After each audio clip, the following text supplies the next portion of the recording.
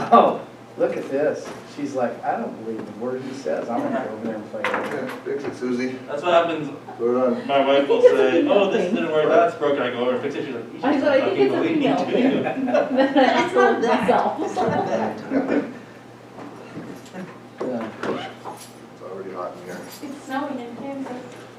I know, should live there. In Kansas? 34 degrees up at my parents' place. It So was is it- 100 degrees on Sunday. Like Wizard of Oz snow. Yeah. Is the corn harvested? Nope. Not even started. It's not even ready to be harvested. Oh no. That's Still green. Okay, we got her for another 2 years. Well, they can probably just plant some temp the next day. It's a lot more hardy.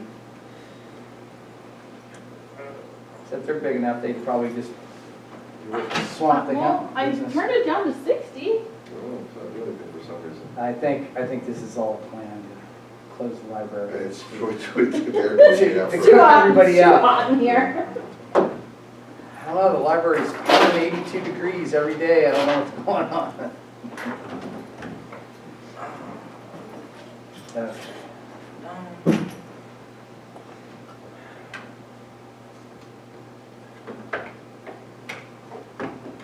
All I know is I saw BOS in there, so you drug us into this Yeah. hole. Take you guys down with me. And that's the funniest thing is, this was in the closed budget hearing meetings that the board wasn't involved in, so the board has not had a discussion about the library at all. Somehow. I've had to repeat that 150 times and it still doesn't buy anything.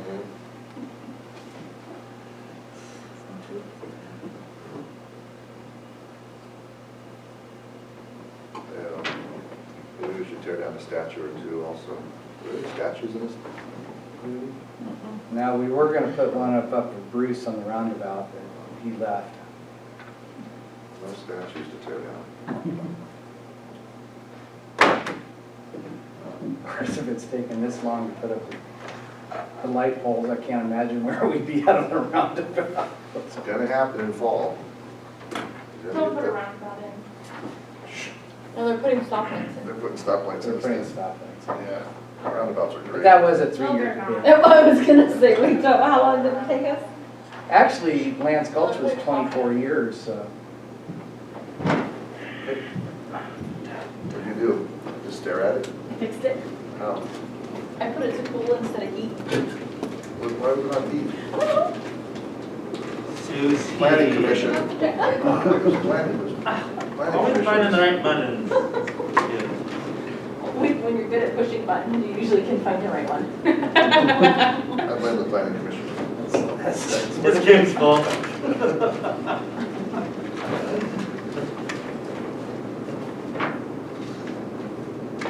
Okay, let's see what I just shut it down too cool. Now. Yeah, I was gonna Actually say. putting him on.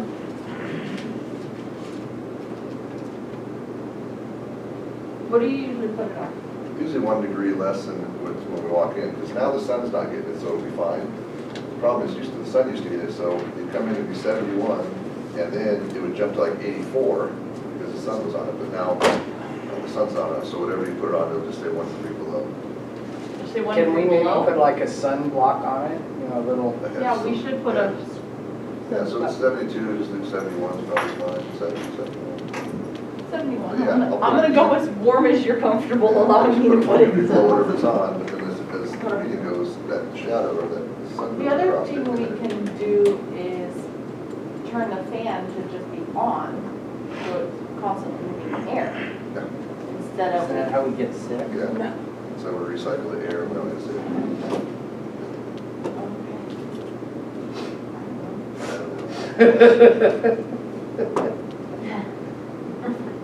As my allergies have started kicking in.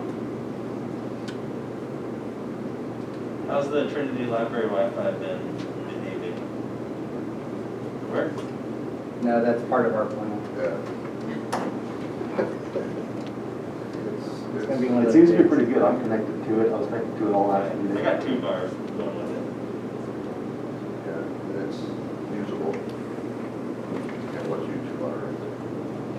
Do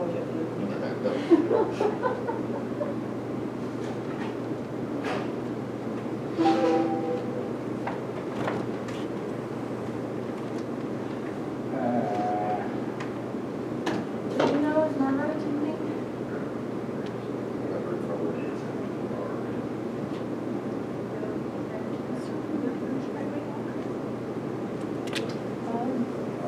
Let's wait one more.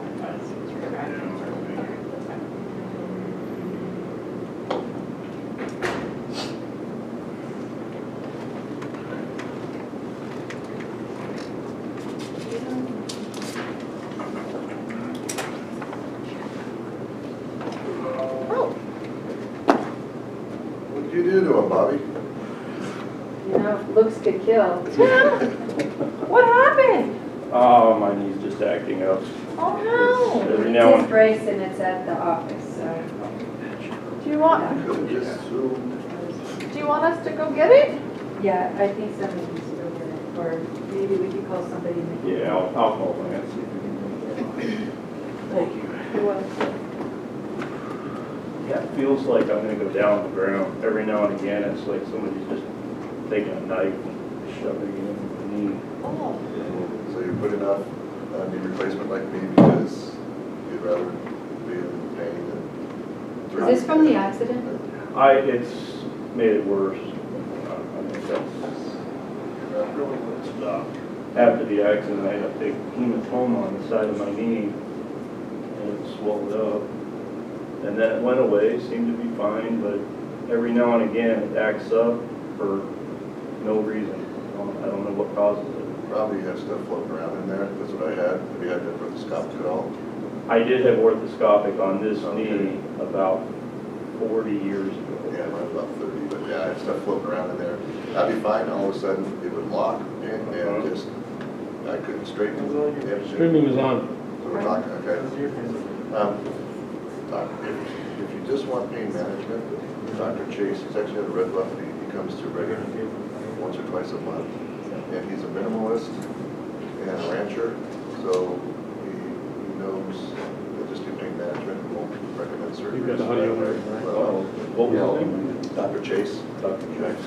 Yeah, I go every 6 months and he shoots. He says, I'm candidate, this knee I'm candidate for knee replacement, this one, give another few years. But he says, I recommend you push it out as far as you can, because with knee replacement, you only do 2 of them. And if you do it in your 50s, you're gonna have another one probably in your late 60s. You're not gonna do it if you live to 80. You're not gonna do it again, so he recommends it, wait as long as you can, so he's just doing pain management. So I get the shots about every 6 months, and you know, for about 4. That's what I'm doing right now. I'll definitely connect up with him. Yeah, appreciate that. He's got a great bedside manner. I say he's a rancher, so he treats you like, lets you determine how much you can deal with. He doesn't recommend over medicated or any type of surgeries if you can deal with it.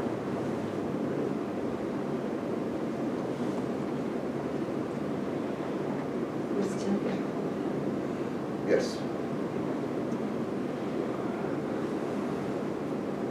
So, would you like to do the subsequent? Sure. Remind me to do that right after you call me to order.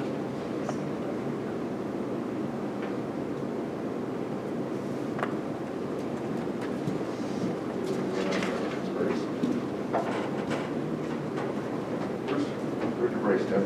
I think it's at the office. Oh, the office? Yeah. Oh, I thought it was on your truck. Let me call it.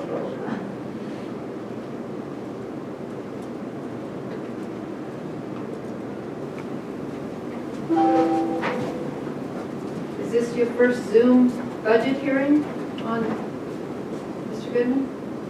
Oh, we're not at. Oh, okay. I'm unmuted. Went to bed feeling fine. I woke up next morning, I could hardly walk. I'm like, oh, so sleepy. Yeah, that's the weirdest part about it, is that it seems like when I get up in the morning after being asleep, that's when it swells up the most.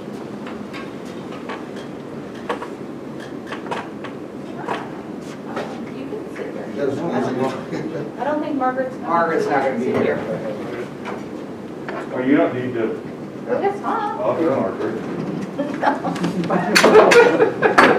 Dave Lance, it's been. I'm an armchair attorney. On the table in my office. Or I've been told by Margaret. Newberry's, did you bring that down here? Yeah, Whoever finds out. it's, and it's right on the table. My, body. All right, thanks. Oh, my God, I deleted everything the other day. Huh? You work in IT? Great. So you don't, yeah? Yes. Okay. Hey Larry. Hey, good morning, how are you? Good. Maybe I. Oh, Larry. Ignore me. Ignore me. Absolutely not. Oh, I got to come and check. Or Margaret did, excuse me. Yes.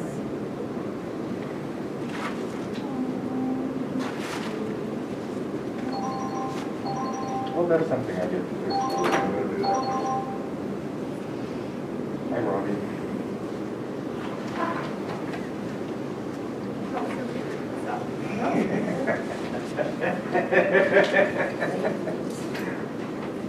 You are the only friendly person in the building, right? Oh, the waiting machine there.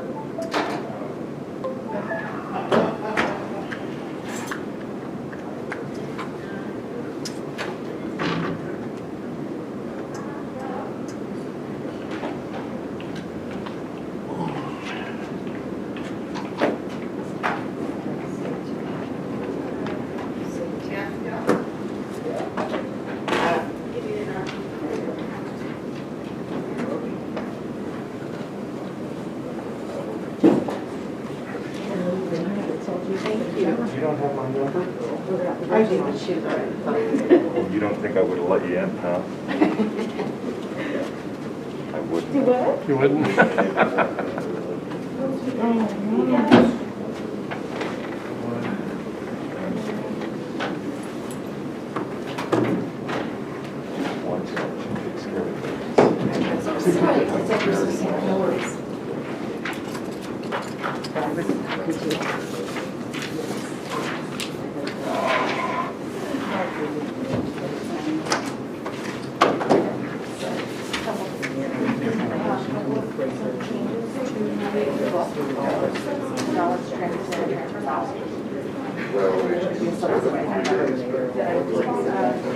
Who's taking it?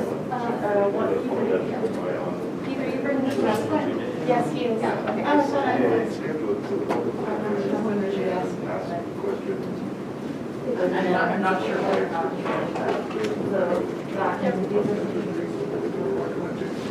Figured out anymore. This one's just. Those are just.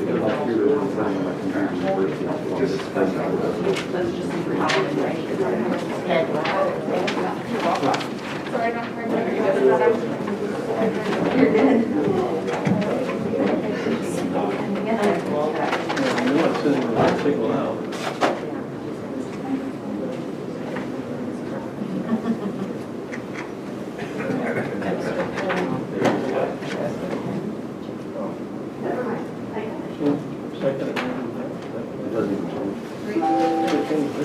Rather not. Yeah. Huh.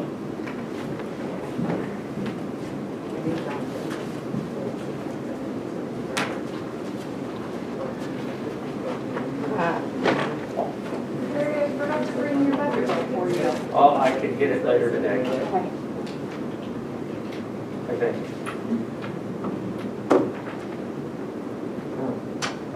Of life.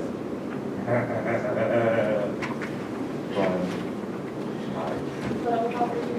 Okay, Like good? that's good.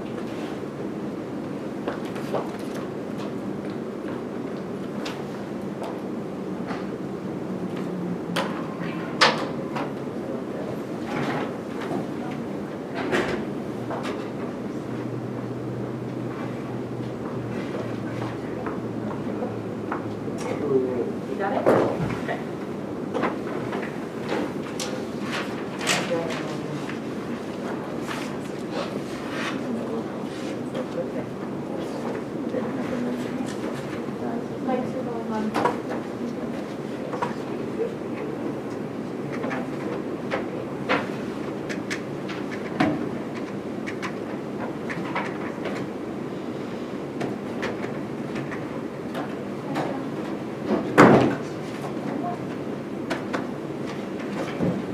Good morning, and we're calling to order the September 9th budget hearing meeting, and welcome for all of those joining on Zoom. And real quick, could we have a list of the department heads that are on Zoom? Shannon, I can see you. Ms. White. Is there any other? Can you see any department heads? Tony Nielsen is here. Pardon? Tim Jackson's on the phone. Connie Smith is here. Billy Nielsen is here. Did you get the last one? Michael Singleton is here. There's Connie, maybe after Connie, was Was it Shelley Nelson? Shelley, was that you? Yes, can you hear me? Yeah, it sounded like you said Billy, so I just wanted to make sure it was you. Shadow White is here. Thank you, Shannon. Sheriff Saxon. There was someone before Sheriff Saxon. See, we have little Liz Hamilton. Liz? Okay. Scroll across. Crystal Bennett is here.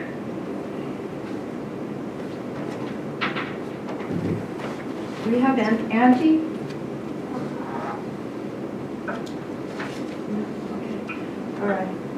Angie Fiscal is here. Okay, you are there, Angie. Thank you. And what about Ms. Long or someone from the county council?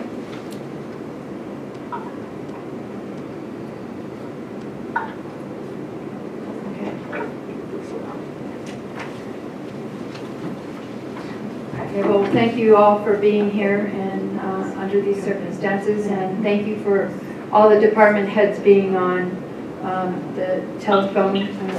Supervisor Brown, could you read us the pledge? Please join me for pledge allegiance. I pledge allegiance to the flag Hello, Tim Jackson with the line somehow got disconnected. Which stands one nation under God, indivisible, with liberty and justice for all.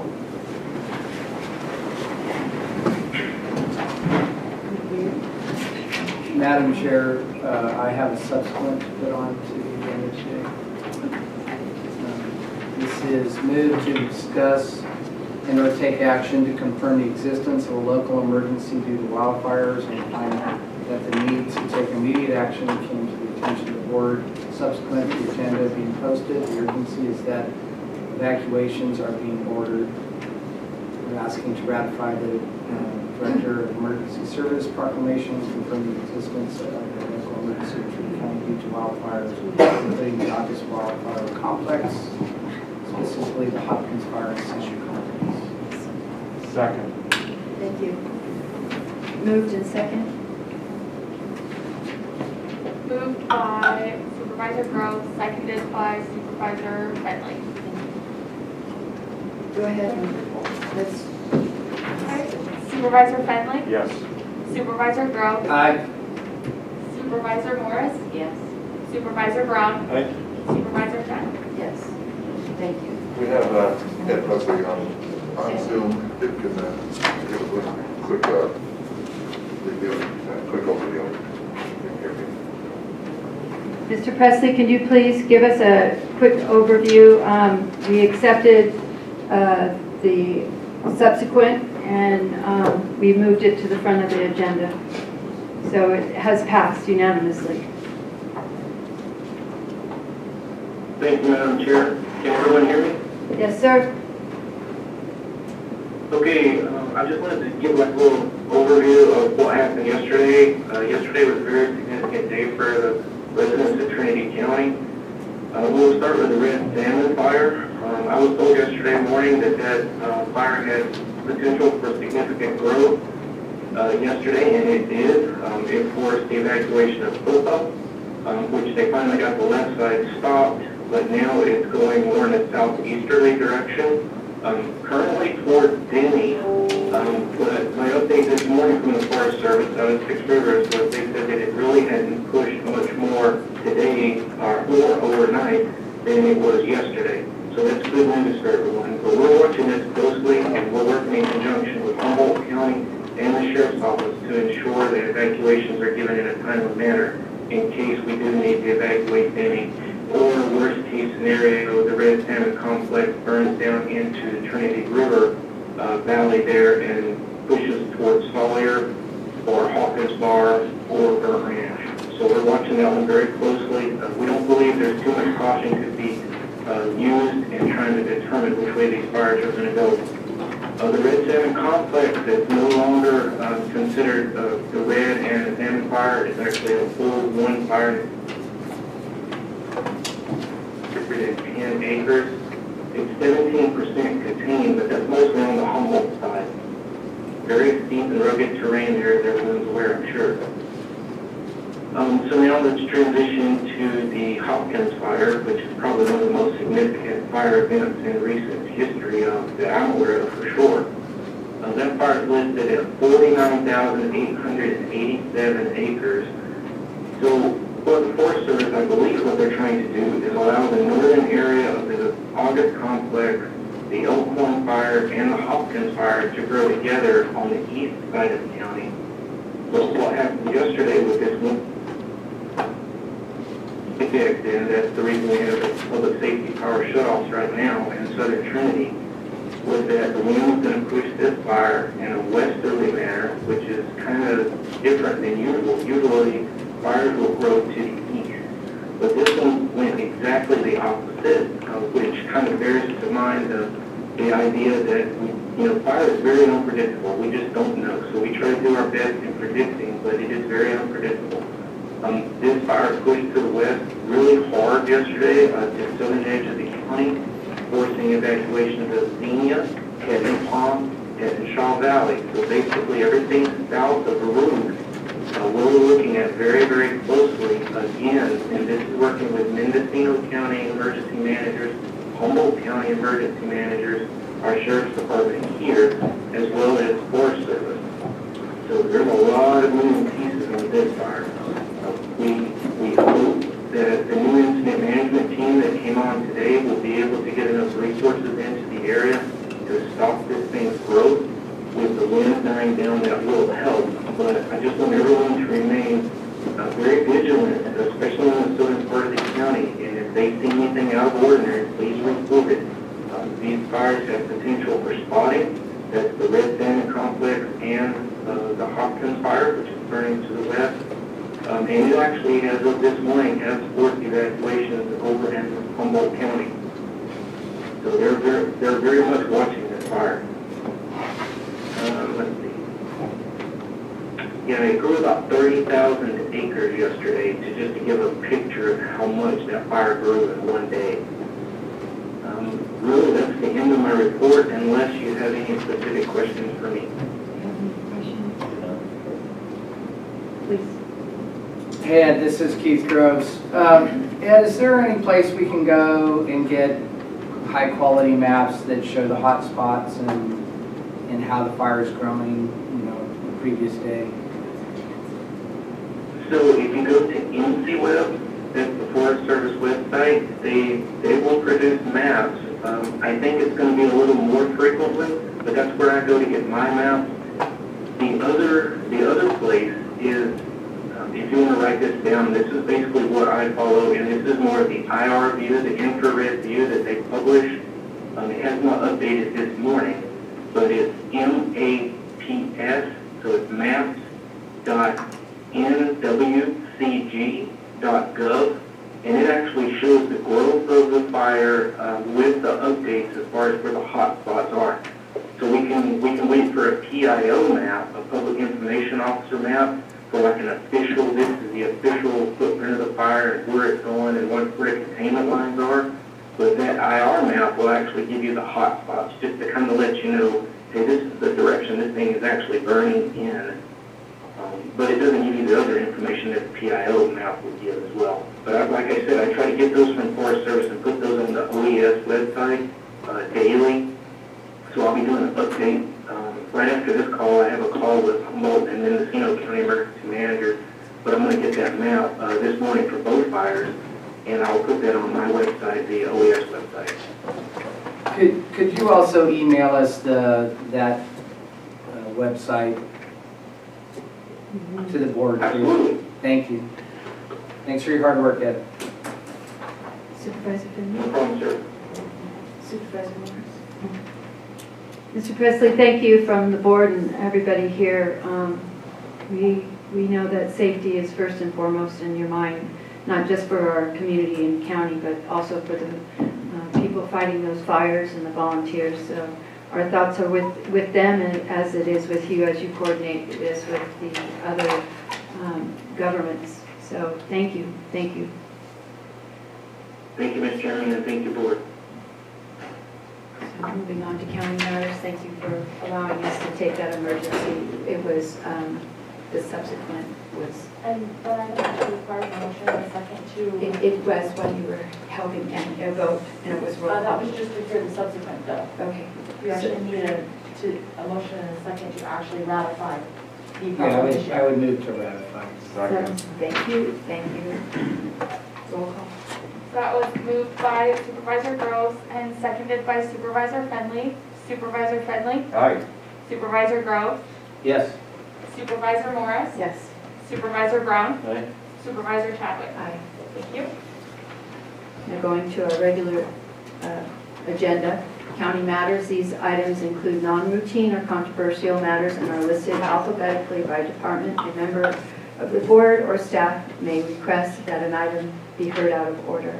Since there's only one item, we will just continue. Is there any public comment?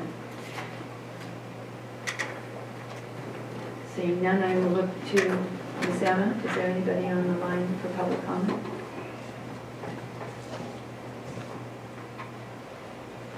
There isn't. No? Okay, thank you. So bringing it back to the board, You can check outside. we can. There's nobody out there. Maybe that's right.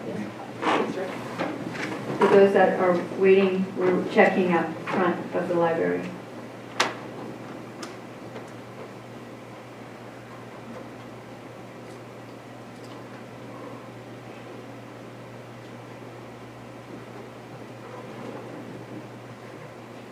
Nobody out there. Nobody out there? Thank you. Item 2.1, County Administrative Office, conduct a budget hearing for consideration of the recommended budget for fiscal year 2021. Recommended expenditures, including contingency total $134,738,679. At this time, Dr. Coons, we had an invitation to the department heads, and I believe you want to. Yeah, thank you, members of the board, Madam Chair. Over a few agonizing months, we worked with all the department heads, Mr. Goodman and the budget team, to develop this budget. What we're presenting is a balanced budget with a few changes. We do have each of the department heads here in the audience and on Zoom. We were invited to speak real quickly if they'd like to discuss the outlook of future budgets and our revenue streams, potential revenue streams. So if they would like to talk, I can yield my time to them, and then I would like to turn it over to Mr. Goodman, who will give a detailed presentation of the board on the 2021 budget. Could we ask Sheriff Saxon to go first? Yeah, I believe Sheriff Saxon's on the line, as he has to get out to South County. So are you on the line, Sheriff? Good morning. Yes, I'm here. I appreciate the opportunity to briefly go first. I apologize for having to pull reins on a couple of the department heads, but I would like to get down to Southern Trinity to personally see what's going on down in the southern part on the fire line there. Real briefly, the budget that we prepared and presented to the county this year staff and I worked very diligently to prepare and present a budget that really asks for only what we absolutely needed to provide the best possible public safety that we can to the public, to the county, and keeping in mind that we are going to be opening up a new jail this coming year, and the increased staffing that we felt was absolutely necessary to provide the safety to not only the inmates that will be housed in this jail, but to the staff that will be required to staff it and to operate it. Anything from daily operations there to maintaining the dispatch, the new dispatch center that we anticipate putting in there, and being able to handle future emergencies such as the ones that we're currently handling today in the best possible way with the most updated equipment to ensure that we have communication needs that we sorely need. So keeping that in mind, again, the budget committee hearings that we had, the committee was very open and very understanding and questioned us very diligently on why it was we asked for the certain items that we did. Honestly, I felt that their questions were in-depth, very fair, and the budget that we ended up getting, I believe, was fair. There were a couple items that in the future, should monies become available, I would like to be able to ask that they be included again. Specifically, that is under, I don't know if this is the point to ask for that, but under account 1020, extra help, $50,000 for the extra help funding for people that need to fill in for overtime when we send people to training. That helps to reduce our overtime costs. And some money in account 2150 for maintenance of structures for our Hay Fork substation, which we began a project last year, and because of COVID, we're not able to finish that because of our outside vendors that would not come in to complete that. So we were unable to complete the project with the funding from last year, and we sorely need the money to finish that project up to utilize our Hay Fork substation to provide services to the community. And also, some money is there to complete flooring costs there to make that facility better to maintain for the public and for the animals that we care for in there until they're able to be put out into the public and adopted. But overall, the one statement I would like to make is over the last several years, and Craig Goodman has talked about this, and everybody that has listened to our county budget and pays attention to our government knows that we have a flat revenue stream coming in. It's getting flatter by the moment. COVID-19 has not helped the situation. The pie keeps getting smaller and smaller as our asks keep going bigger and bigger. And this budget that we've asked for specifically has grown over last year. And if our revenues do not somehow increase, I don't know how the Sheriff's Office next year will be able to provide the same level of service that we are asking for this year. And what that will mean is reductions in staff, reductions in equipment, reductions in training that are being mandated by the state, and I just don't know how we're going to be able to do it other than reducing the level of service that we're going to be able to provide to the public. And in this day and age, public service, Trinity County, the people here have come to expect that. I think they deserve that, and I would ask that we make this a priority to develop and think about ways to increase the revenue streams coming in. We need to listen carefully to not only what Craig Goodman is telling us, but what everyone is looking at. We have a couple of tax measures coming up. nobody likes taxes, but we need to seriously consider additional funding streams coming in.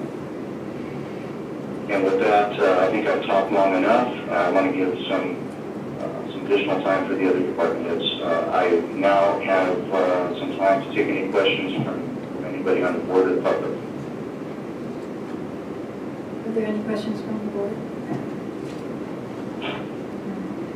Thank you, and I concur with you, Sheriff Saxon, that we need to figure out how to change our flat revenue streams, and thank you for bringing attention to that and reminding us all of the upcoming November election and ballot measures. Appreciate that very much.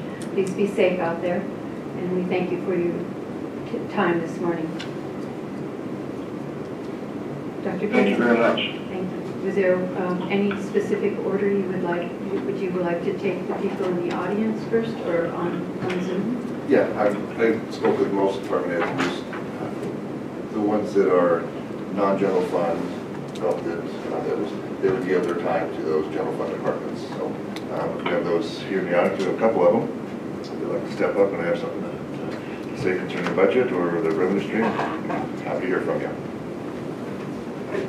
I think I could be quick. I'm Larry Ferrero, University. Please, if you don't mind, use the microphone. He has it set up for the camera. Oh my gosh, I'd have never found that. We hit it out there. On your way out, Larry. I'm sorry about that. Let's try over again. I apologize. My name is Larry Ferrero. I work for University of California Cooperative Extension and have the administrative responsibility for those programs in Shasta and Trinity County. And I would like to thank the CAO and Mr. Goodman that I think we worked through a budget that we can make work this year, and I really do appreciate the effort that everyone made. Our programs look to be they look to be similar to what we offered last year. I was real pleased. We were able to hire another nutrition educator, and she has started and works at Young Family Ranch. So if you've got any questions, I'll try to respond. But I did want to come up and say thank you. Thank you. Not at this time. Thank you for coming out. Thank you.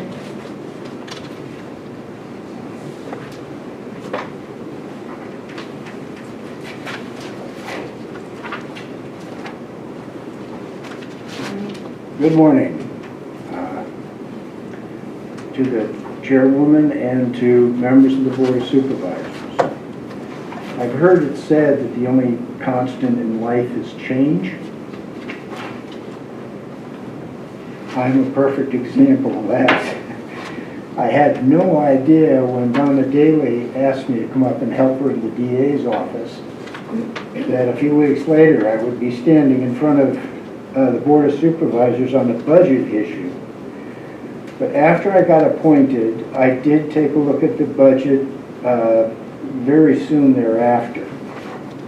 And I can tell the board that the great danger that we're looking at as far as the DA's office is concerned is a flatline income stream.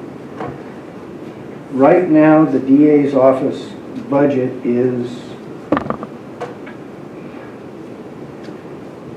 basically at bare minimums.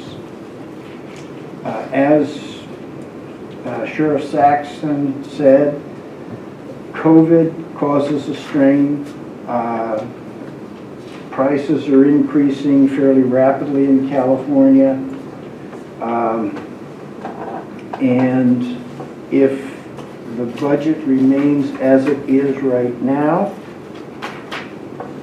for the next year, I don't believe that we will be able to provide the quality of service that the DA's office has been contributing this year. Currently, we have roughly, and excuse me, I'm not as polished as Sheriff Saxon. My reading of our budget, the DA's office budget, is that we're taking about $1.3 million out of the general fund per year. If there is an increase in the income stream, it could mean up to 16% of whatever that increase is brought in. And in that case, we would actually be taking less from the general fund as time goes on. And so I would mirror the suggestion of Sheriff Saxon that a flat income stream is not going to do a benefit to the county, to the citizens of the county, to law enforcement in the county. And with that, if you have any questions, I hope I'll be able to answer them. Any questions from the board? Just have one quick question. Dave, you're not fully yet staffed with your district attorneys. I know it's always been a struggle recruiting, and are you fully staffed? I can't remember. No, we're not. Okay. We have one position possibly available, but there has to be an appointment to the official DA position. That's right. Okay. Okay? Thank Does you. that answer your question? Yeah, that's fine. Thanks. Thank you, and thank you for stepping up. Appreciate it.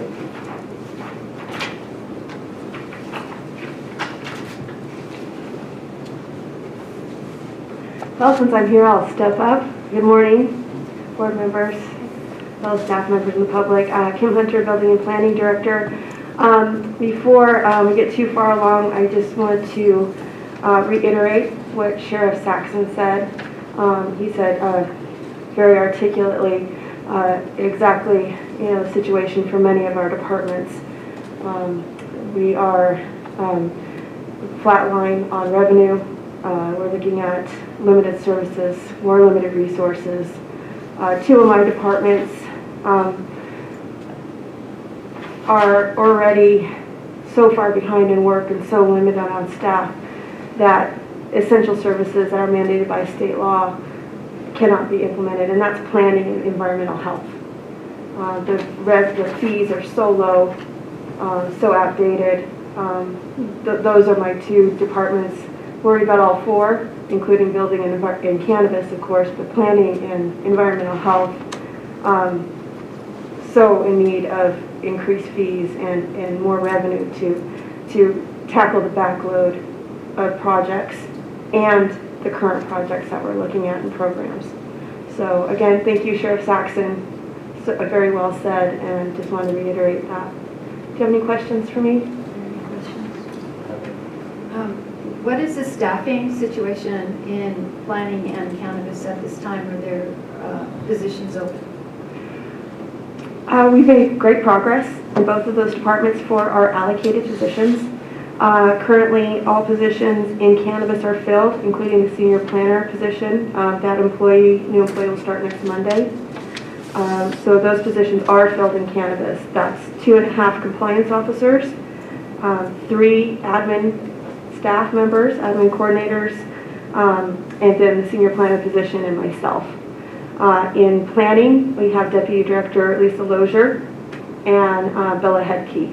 Bella is also transitions over to cannabis for certain cannabis projects.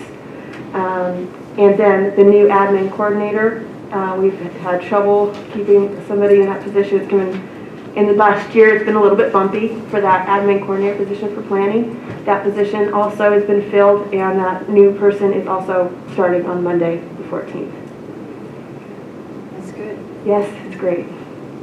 Well, thank you. Thank you.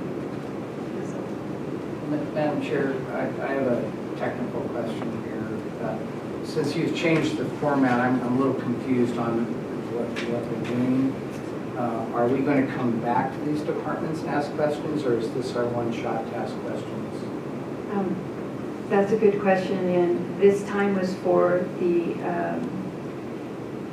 department heads that receive their income from the general plan to actually just have an opportunity to speak to. Okay, so board. we'll be able to still ask going to, yes. questions by And we'll department still head. have Mr. Goodman's presentation.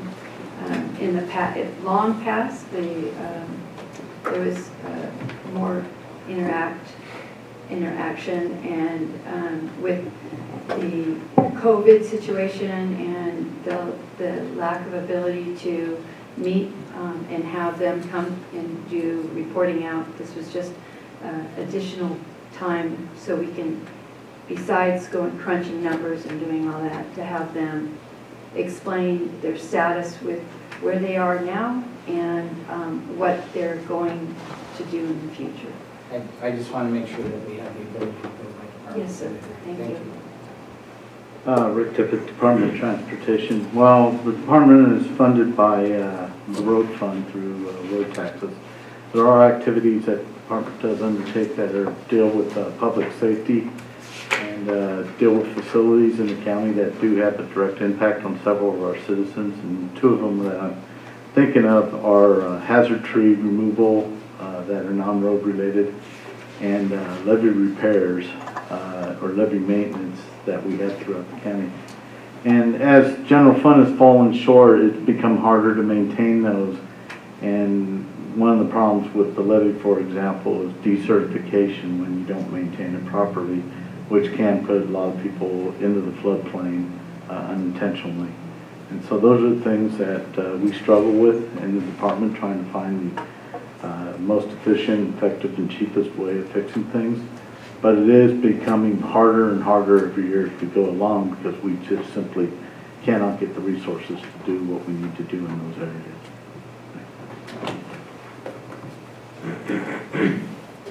Mr. Rogers, would it be? Oh, I have a brace on now. I should be able to make it.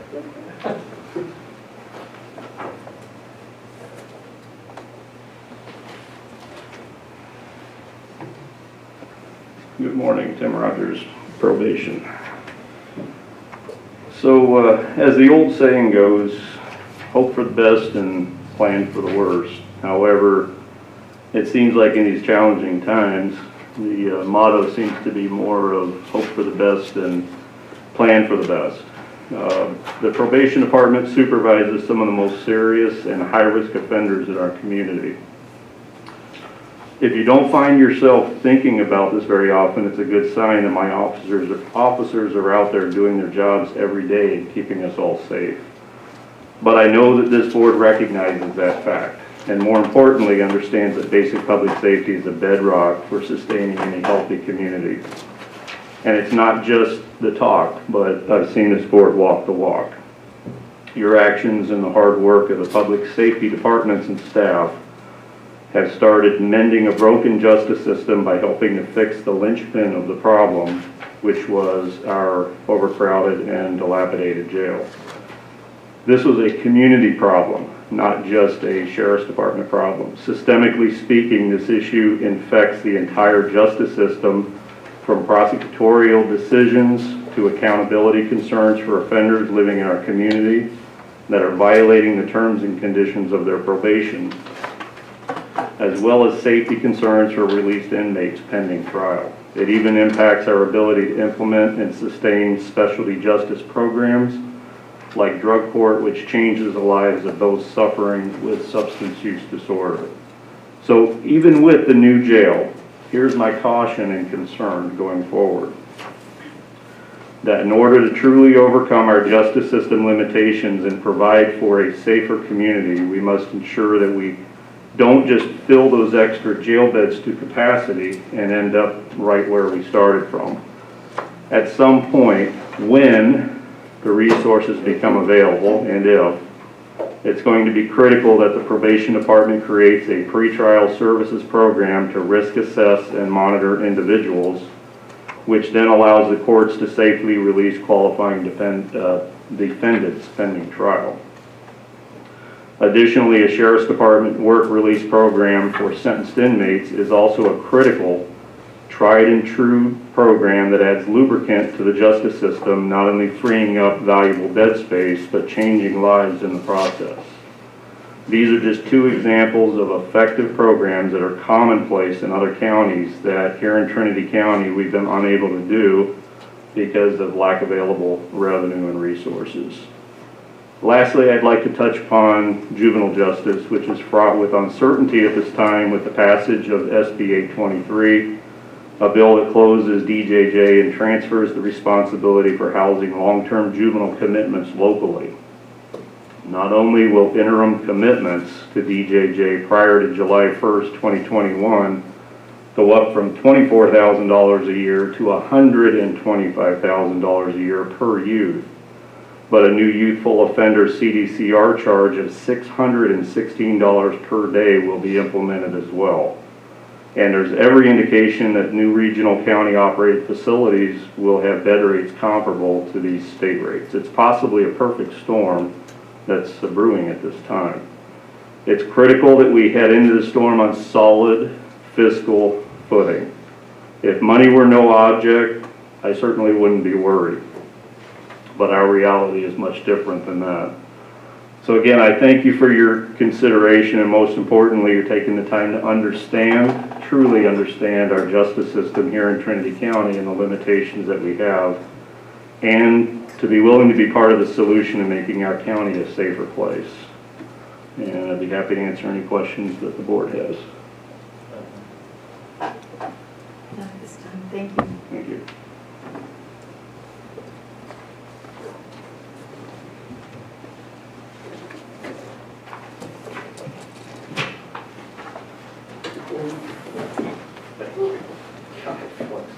Good morning, Carrie McBrayer, Treasurer Tax Collector.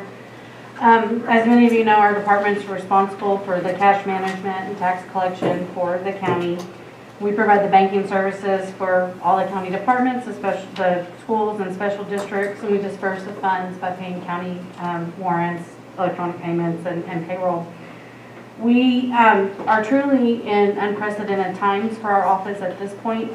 We are, as the others, and we don't have any extra in our budget right now. We are experiencing, we've gone through 3 major conversions for our department. We have a new property tax system, a new accounting system, also a new transient occupancy tax module collection, as well as we are in transition for a new credit card vendor.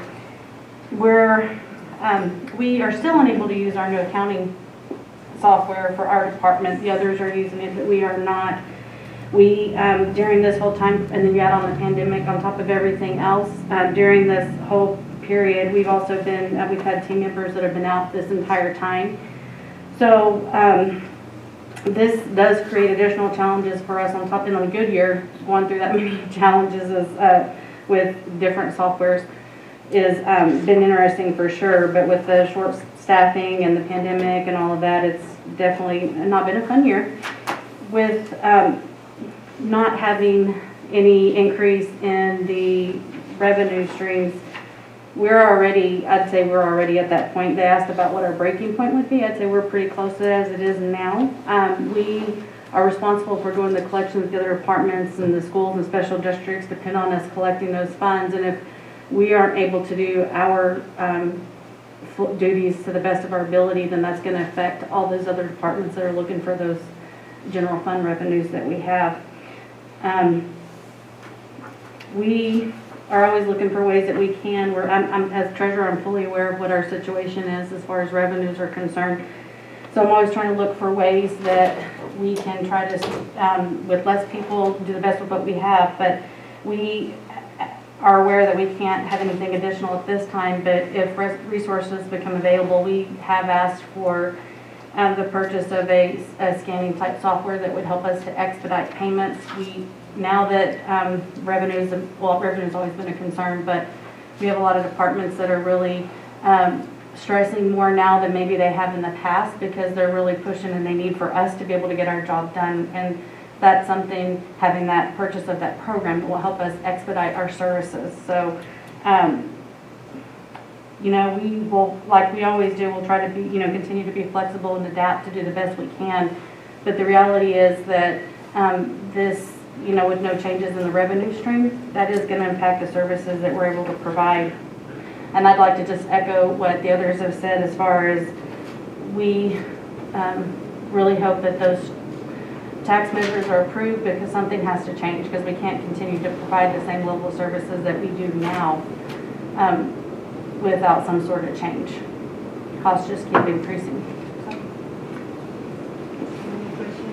Terry, real quick, on the scanner, does that handle all forms of payments? It actually will image the checks and the payment stubs, and so it actually will, it interacts with our new software that we have. And so the cost, I've heard upwards of, 60 to 7% increase on processing. So that's huge. And is that something that you said that you're waiting on? I have, at this time, we just don't have the funds to do that. So I have asked if there's any, if there's any change, if these taxes pass, if those, that sort of thing, if we can, or any sort of resource comes available, if we can purchase that. Thank you for that.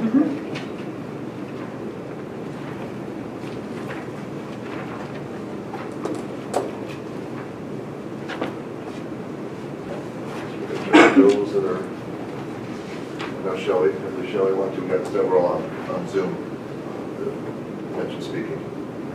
Good morning, can you hear me? Yes, Shelley. Ms. Nelson. Great. So human resources risk management focuses, we're continuing to focus supporting all of our employees, our departments, needs in regards to payroll, recruitments, policies, procedures, loss prevention, risk management. And to speak on the state of my department, if the county continued on a flat revenue stream, human resources and risk management are both service departments, and their revenue is derived mostly through the cost allocation plan.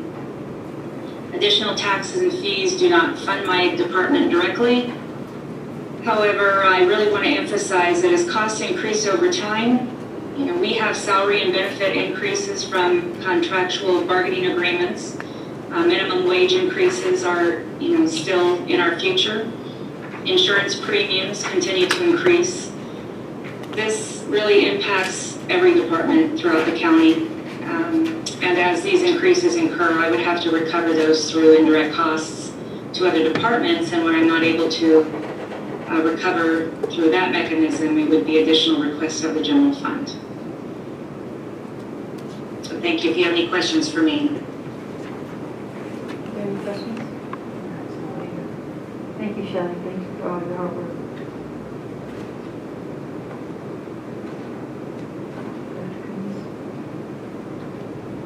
Well, just wait to see if anyone else wants to jump on. If not, I'd like to turn it over to Craig. I have a question and a comment before Craig starts. I just, for clarification, want the public to understand that our budget committee worked pretty much all summer with all departments. They did a great job trying to get the budget to fit. Not everyone got exactly what they needed. So I do want to thank all of you before we start for all your time and effort in putting this budget together. It is a bit more than I expected it would be in terms of you have basic cuts to a minimum. There's some other stuff that maybe are helpful, but maybe they'll come in mid-year once these additional revenue streams happen, if they happen, if the voters approve it. And I also have one quick question. Just so these full-time allocation pages that is submitted in this budget book, just for everyone's knowledge, that the budget you have presented represents the allocated positions. Doesn't mean they're filled. Am I correct? As in like the dollar numbers that are presented in Yes. So, here's the clerk recorder says 6 FTEs. Correct. The budget's built around the 6. Allocation listing within the overview section is all of the allocations that were allocated to those departments as of April 7th. If the board has approved any allocation changes since April 7th, those are not reflected there. However, those departments may have budgeted for them. Right. Some departments have positions allocated that are not budgeted because they're not asking to fill them during the 2021 fiscal year. Got it. Some of them have allocations that were granted by you guys prior to, or after April 7th, but prior to budgets being submitted, where they did ask to fill those positions. All right, thank you for that clarification, and thank all of you, Dr. Coons, Craig, Susie, Angie, and her staff, and all the department heads for meeting throughout the summer to make this budget work. And Susie, Emma, I want to just say for those in the public that are watching that there was an additional page submitted with corrections, and that will be in the backup. So there are 6, I believe, departments with a page number and the revised proposed budget for anybody on the line that is wanting to see those. That's correct. I was going to present that after Craig's presentation. Okay, perfect. But I can go ahead That and will turn it over to Dr. Before, after the budget book was finalized and proposed, we went back and re-reconciled transfers in and transfers out, and there were some data entry errors and typos. And so there's some corrections that are needed to balance those transfers in and transfers out. They essentially have minimal change, no impact on the departmental budgets. It's just balancing the transfers in and transfers out. Thank you. Okay, this time I'd like to turn it over to Craig Goodman, who will give an overview of the entire budget and respond to questions as asked. Craig? Good morning, Chair, honorable board members. Can you hear me? Yes, sir. Okay, good. So the first thing I want to do is echo the statements of Chairperson Morris in thanking all of the department heads, Trinity County, all of the electeds, all of the non-electeds, everybody that participated in this budget. It was a very difficult year to get a balanced budget, and as have prior years. But I appreciate the fact that many stepped to the podium today and explained to you the difficulties that they're having currently and will have into the future as long as our expenses outpace our revenues. So with that, I'm going to try to share my screen here and check on your screen over there. Okay, I can see it now. And I got to figure out how to advance in it. So I think it's me.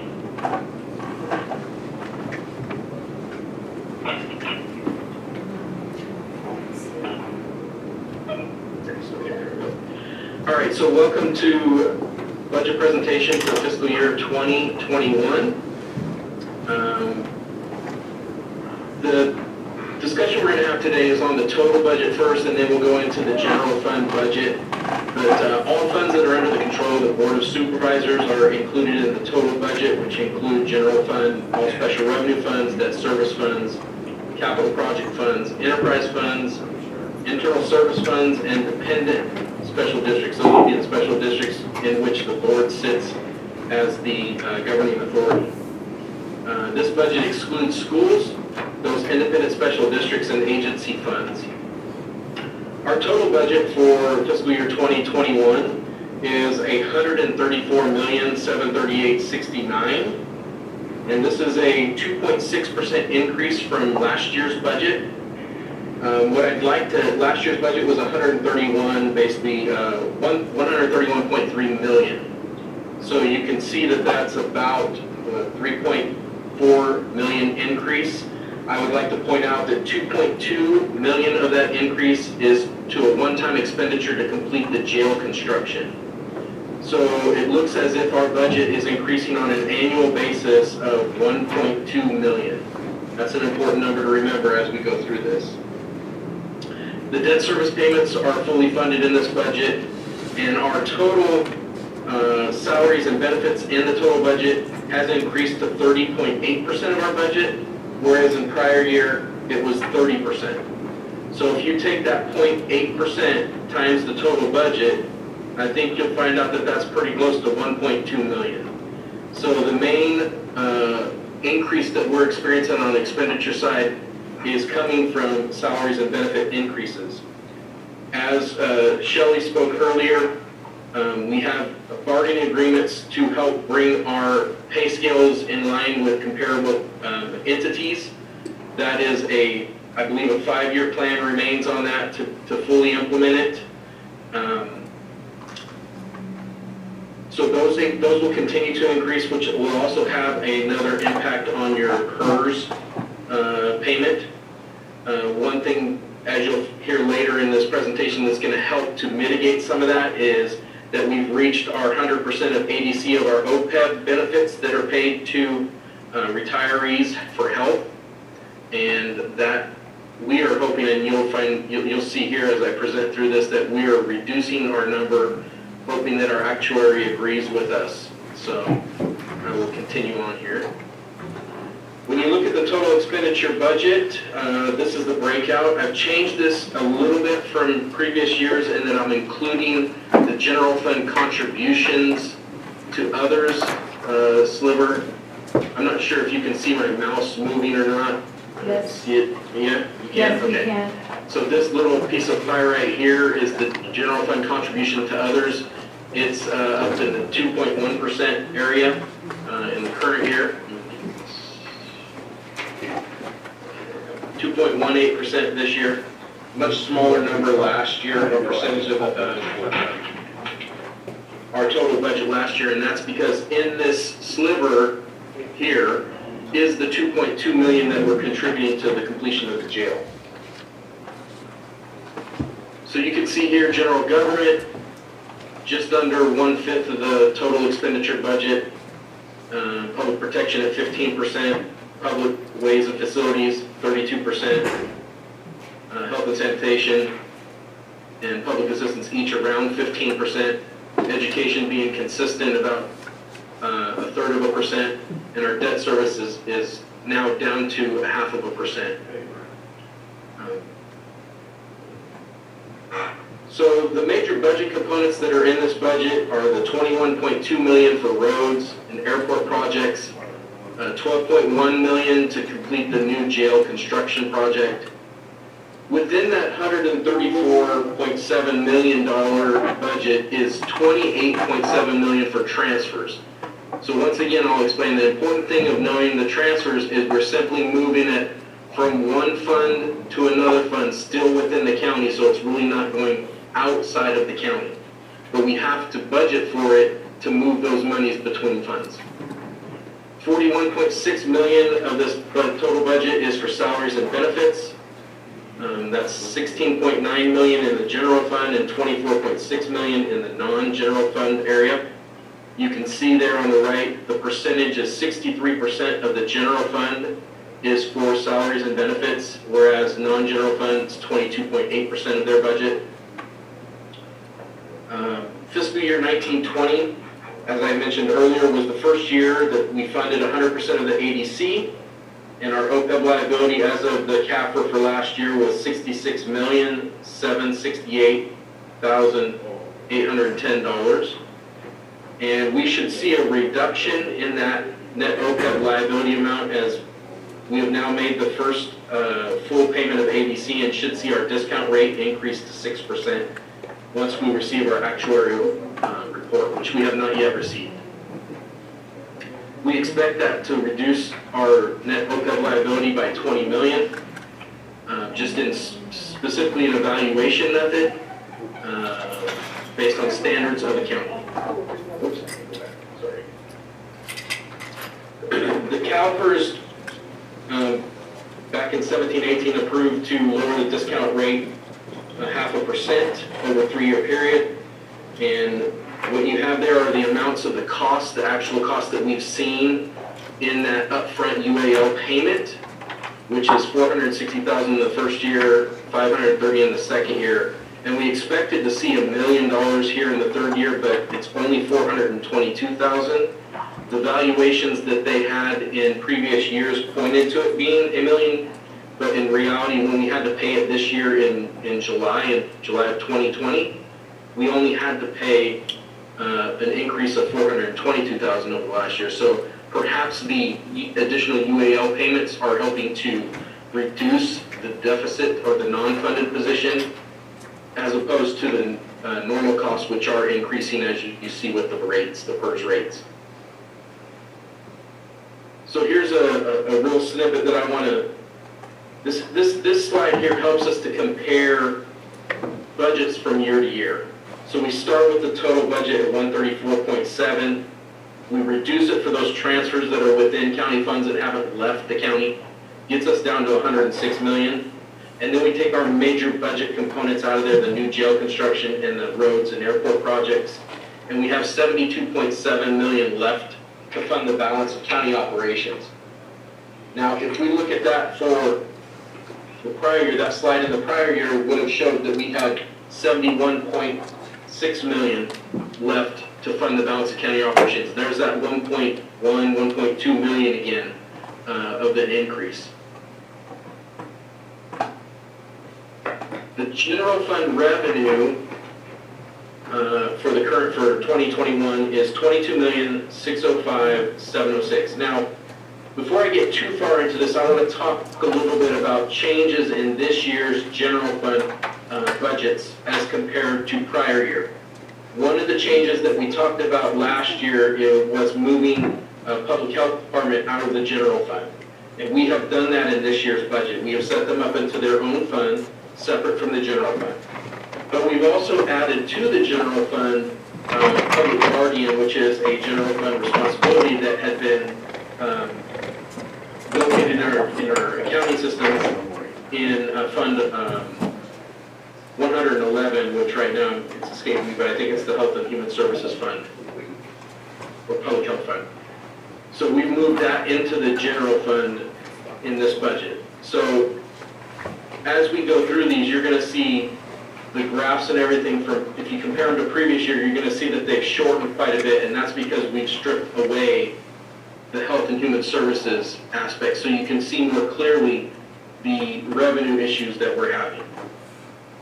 So here you can see that in general fund, the large majority of our revenue streams come from taxes, whether they be property taxes, sales and use taxes, TOT, in lieu payments, those are all going to be in there. Then we have license and permits at 4.57% this year. This is an area, this is the piece of the pie that we would expect when we complete the fee study, that this piece of pie will actually grow somewhat. Fines and forfeitures is basically the penalties and earmarked monies that are collected through the court process that are county specific to be paid to us. Use of money and property, this is mainly interest earned on funds that we have that the treasurer tax collector is investing on our behalf, and rental payments for properties. So we're expecting that rents would definitely go down due to the COVID-19 rules against gatherings, and also the interest rates are likely to go down in 2021 as the feds continue to drop interest rates.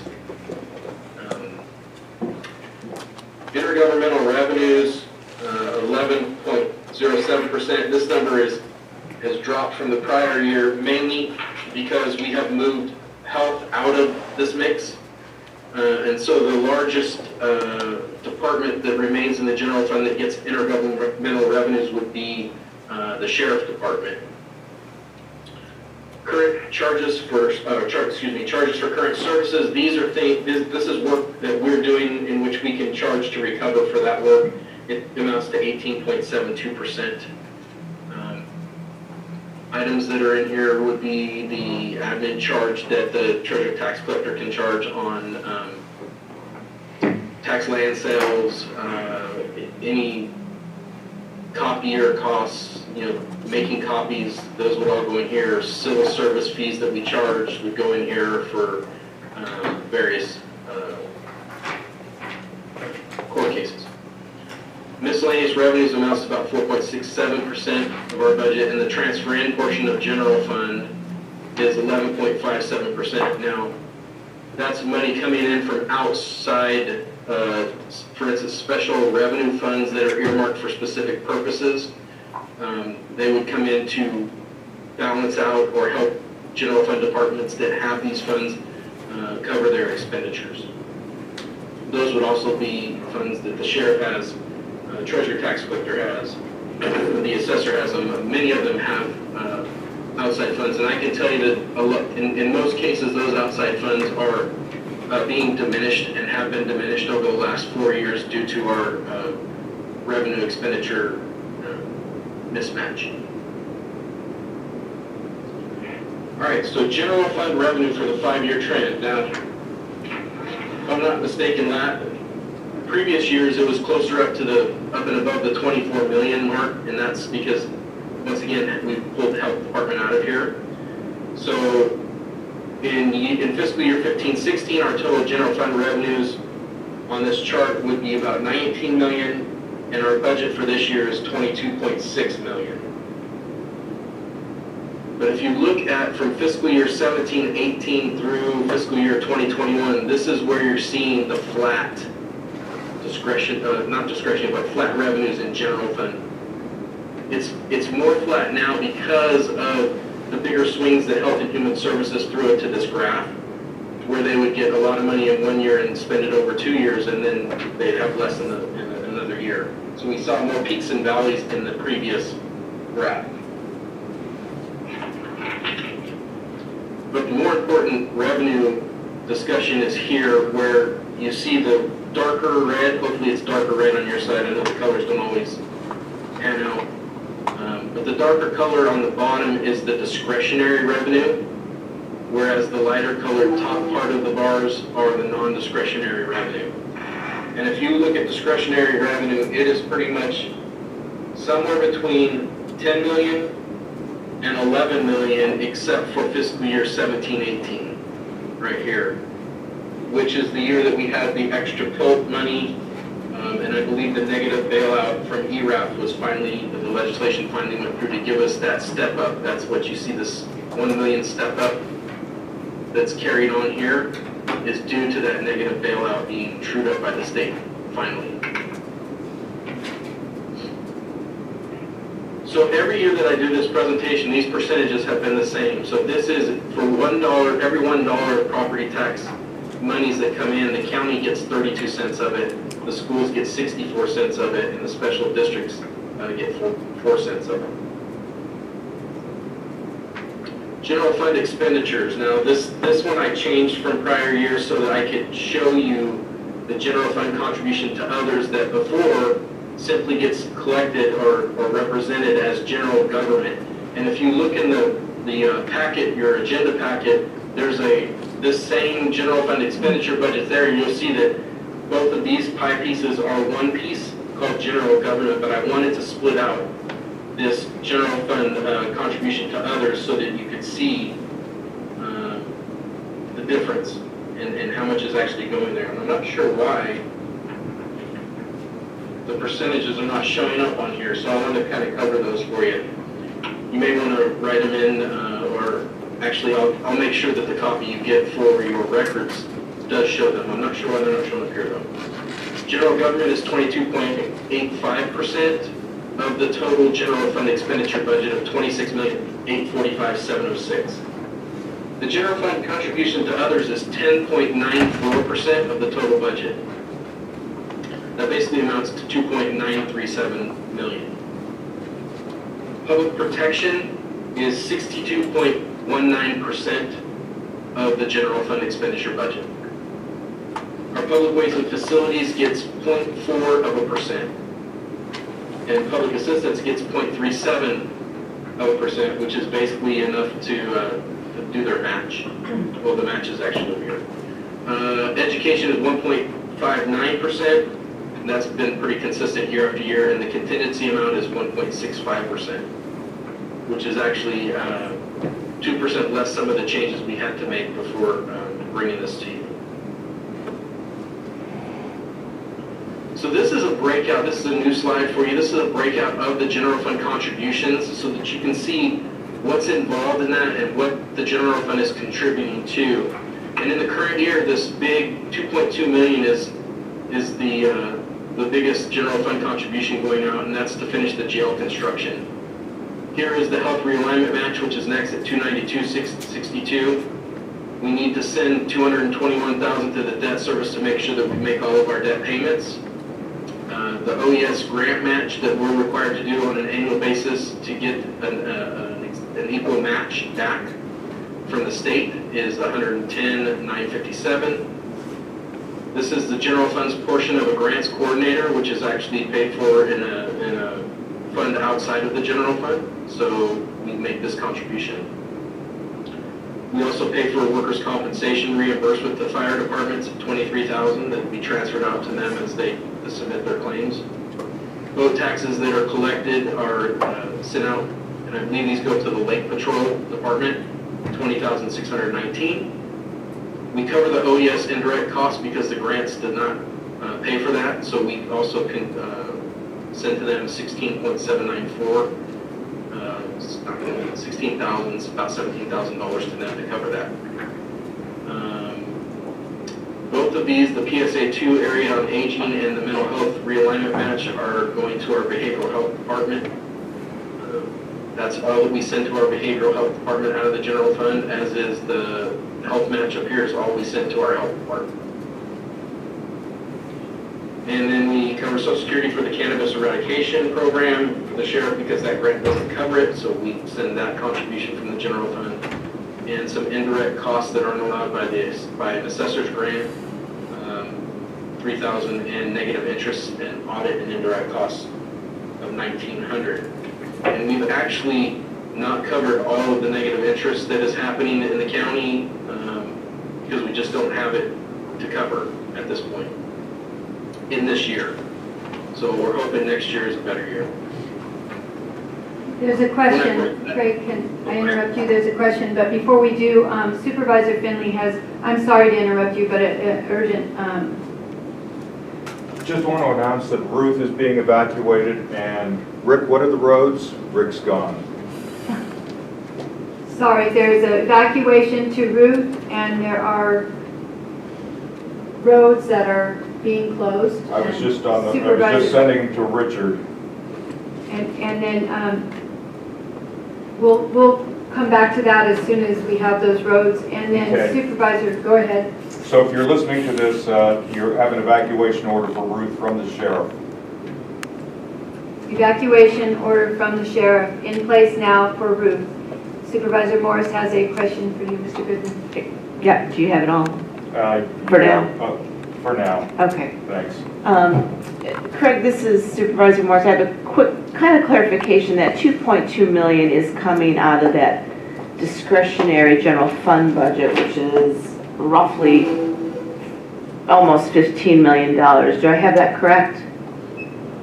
Yes, that's correct. And then we have been taking money out of that discretionary general fund for about 4 years for the jails, to a tune of about $5 million, roughly, if I'm remembering correctly. Susie, can you chime in on this? I think, yeah, we're up at about 5 million after this 2.3. So, and they've all, and it's all, just for the public's knowledge, it's all come out of the general fund discretionary pot of money. Yes, I think some of it came out of a general reserve. I'd have to go back and see exactly where it came from, but Basically general fund dollars. At least the vast majority of it was discretionary general fund dollars that could have been used for other projects if we didn't need a jail. Right, okay, just want to make sure. Thank you. And I believe there was the match money, I think, is the stuff that was, 3 or 4 years ago, we had to come up with close to 2 million in match. That's right. And then we had some changes, some additional water and road. If Rick's there, he could probably cover this in more detail, and then this is the final money that we're anticipating is needed to complete the jail above the $20 million grant from the state. Great, thank you for that clarification. Yep. Are we good to continue? You still have more of the evacuation I'm information? looking to Supervisor Finley to see if he's got a list of the roads. Thank you, Craig. Sure. Hold on a second. I relaxed for a minute. Road closure, it says MP's mileage is 17.4 Mad River Road and Forest River Road 48. Which one 48 is, I don't know. 1 and 48, 2 and 48, but 48. Everyone down there will know. Yes, thank you. If you get any more updates, just go ahead. Thank you, Chair. And let us know. Thank you. Okay, Mr. Goodman, back to you. All right, so this is a different way of breaking out let me go back to the previous slide just so to remind you. These are the breakouts of the individual contributions to others, and then this is grouping them by the type of expense, so public protection, health and sanitation, debt service, and general government. And you can see because of the 2.2 for the jail construction, the bulk of this is going to public protection. But once again, the health and sanitation portions, those are the match monies and the PSA 2 aging monies going there, the debt service money that's needed to pay our debt payments, and only $35,578 remains general government expenditure. So I wanted to share this to show you that maybe in the past that big pie piece was a little bit misleading in that it didn't really show you how much was actually going out for other functions other than general government. So I wanted to break that out this year, particularly because of the 2.2 million. Normally, our general fund contributions to others is in the neighborhood of 800 to 900,000, and so that's what we needed to talk about there. So here are the general fund expenditures. Again, we've removed Health and Human Services and added Public Guardian in here, and so you can see clearly when we remove the H&HS fluctuations, you can see clearly that general fund expenditures are bell curving up. Now, with that said, here in 2021, that number is 26.8 million. If you take 2.2 million off of that immediately, you get down to more realistic 24.6 million is where we're at. So that would be approximately right here instead of the full amount. But you can see that that's still ramping up. So as this goes up and our revenues remain flat, we have a serious concern about how we're going to pay for those expenses going forward.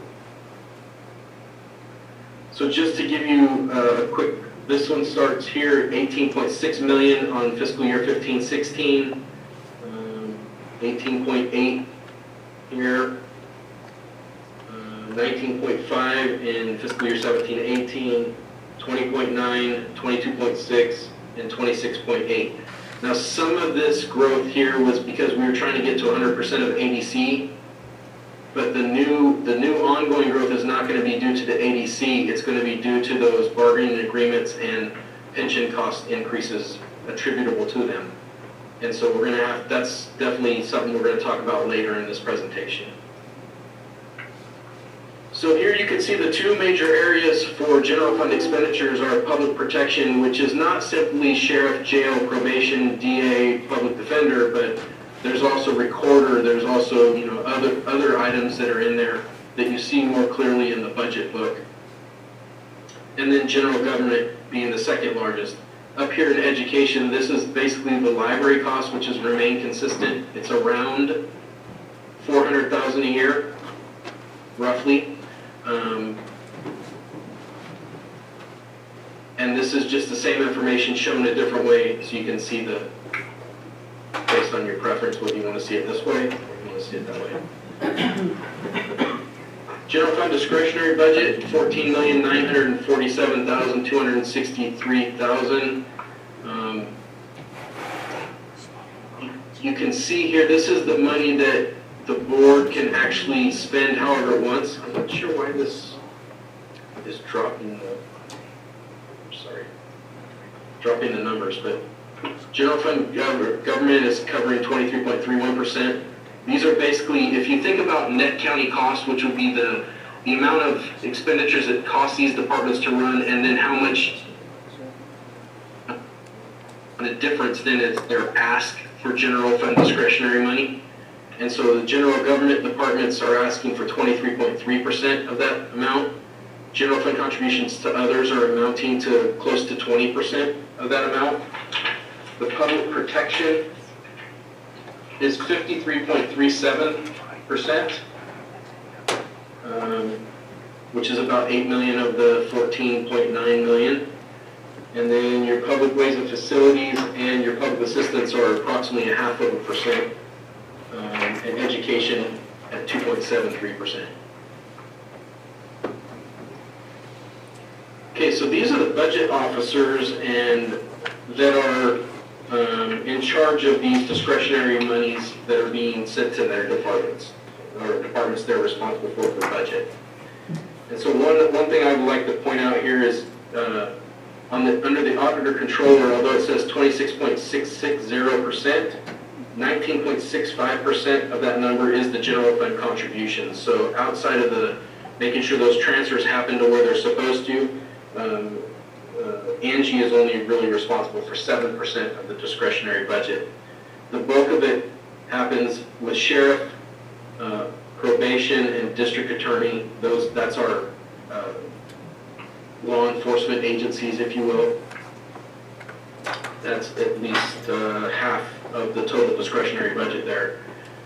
Those, as you heard from the district attorney and from the sheriff and from the probation officer, their expenses will not be flat going forward, and part of that's because the state is pushing some of their costs down to us, and the obvious just increase in wages and cost of doing services.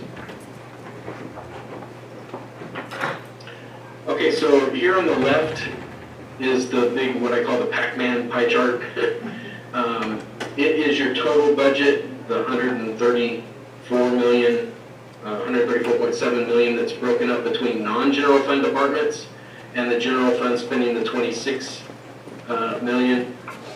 And then this piece of the pie chart, the general fund part, is this chart to the right to help you see the discretionary portion as opposed to the non-discretionary.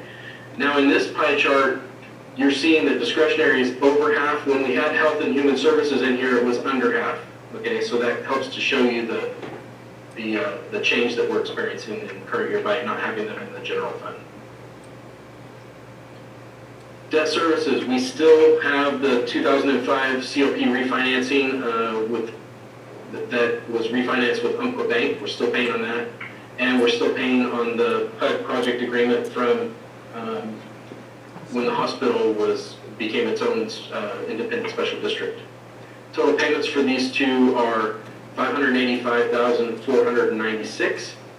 We also, for debt service, make a Motorola CAD payment for the sheriff's dispatch and dispatch solution, and I believe it does more than just dispatch, so they can clarify on that. In Umpqua Bank, so we borrowed initially 2.3 million and at our interest rate now is 3.04 after the refinancing. Our outstanding balance is here. That includes interest and principal, so the principal amount only is 1.9, basically 2 million. Our annual payment is 435,000, and we've already paid in July an interest-only payment of $30,248. Our larger payment will come in January for the balance of that amount. We're still targeted to pay this off in January of 2025. And then the Trinity PUD project agreement, which initially we had about 2.1 million borrowed. Our outstanding balance now is at 405,000. Our annual payments do not exceed 150,000, so we do still expect to pay that off approximately June of 2023. So what's happening now, as you're aware, we're completing the jail construction. That should be done, I believe, in early 2021 to spring of 2021. And then state reimbursements will continue on the state grant portion of that expenditure. The sheriff is continuing to hire and train additional correctional officers needed so that they can meet the ratios required for the new jail. And those are funded in the budget. Road projects will continue to repair the storm damage that was caused multiple years ago.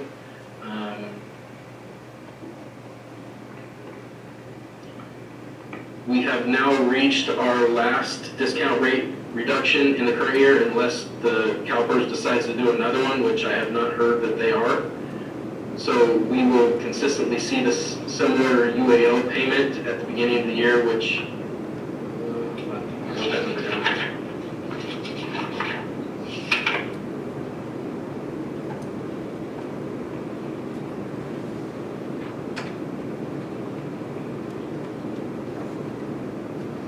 which the current year, between the 4 different classifications we have with CalPERS, it was approximately 4.74 million upfront UAO payment. So we should see that as a consistent going forward, with maybe small increases or decreases depending on earnings and retirement of that UAL. Other post-employment benefits, once again, we last year in 1920 fiscal year, we successfully paid 100% of the OPEB ADC actuarially determined contribution for the first time. We have budgeted, in this budget, we've done a couple of things which are important for you to know. We have reduced, we took last year's ADC number for OPEB, which is all we had, because we don't have the actuary report yet, which should be coming hopefully within the next month or two. We reduced that number by 1 million, and the reason we reduced it in the budget by 1 million is, number one, the bargaining agreements all canceled that benefit to all new employees, new hires, so that should stop the increase of, as far as the continuing ongoing cost of that benefit. And additionally, the discount rate is going to go to 6% instead of around 3% where we're seeing it now. Once we get that actuary report, we will compare it to we'll do an actual calculation of the OPEB cost and see if we have any further reductions in the cost of the budget, or if we're going to have to find additional revenues to cover the increase, or make cuts to cover the increase. Let's see, beyond that 1 million reduction, we also did a $1 million refund out of our self-funded plans for Trendell to help cover and balance this budget.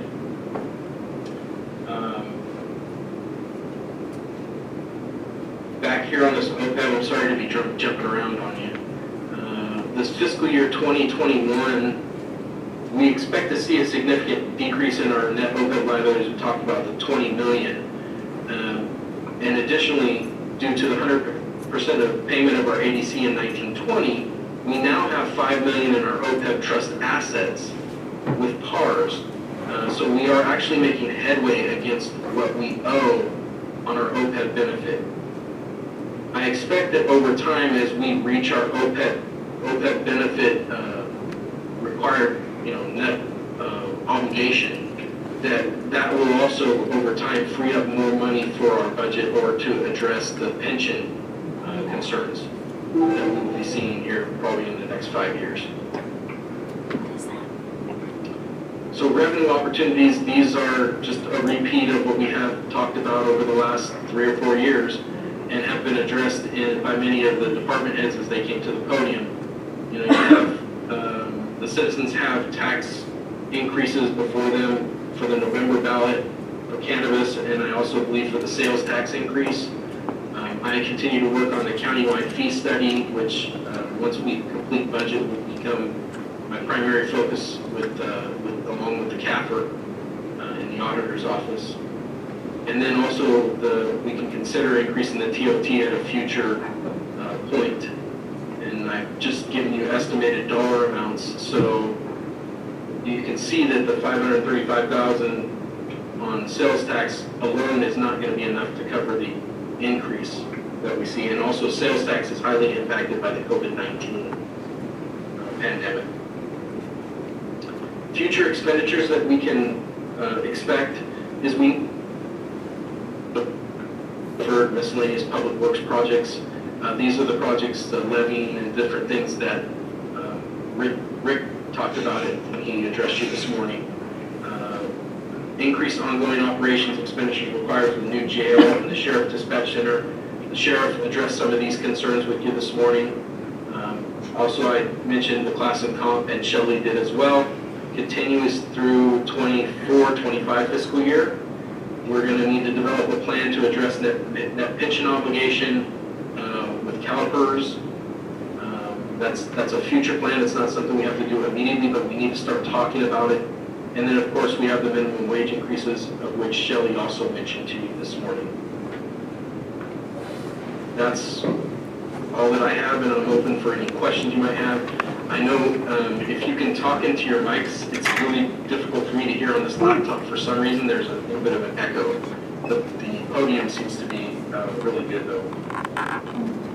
Thank you for that, and I'm just gonna, momentary housekeeping. I saw Supervisor Finley step out. Did he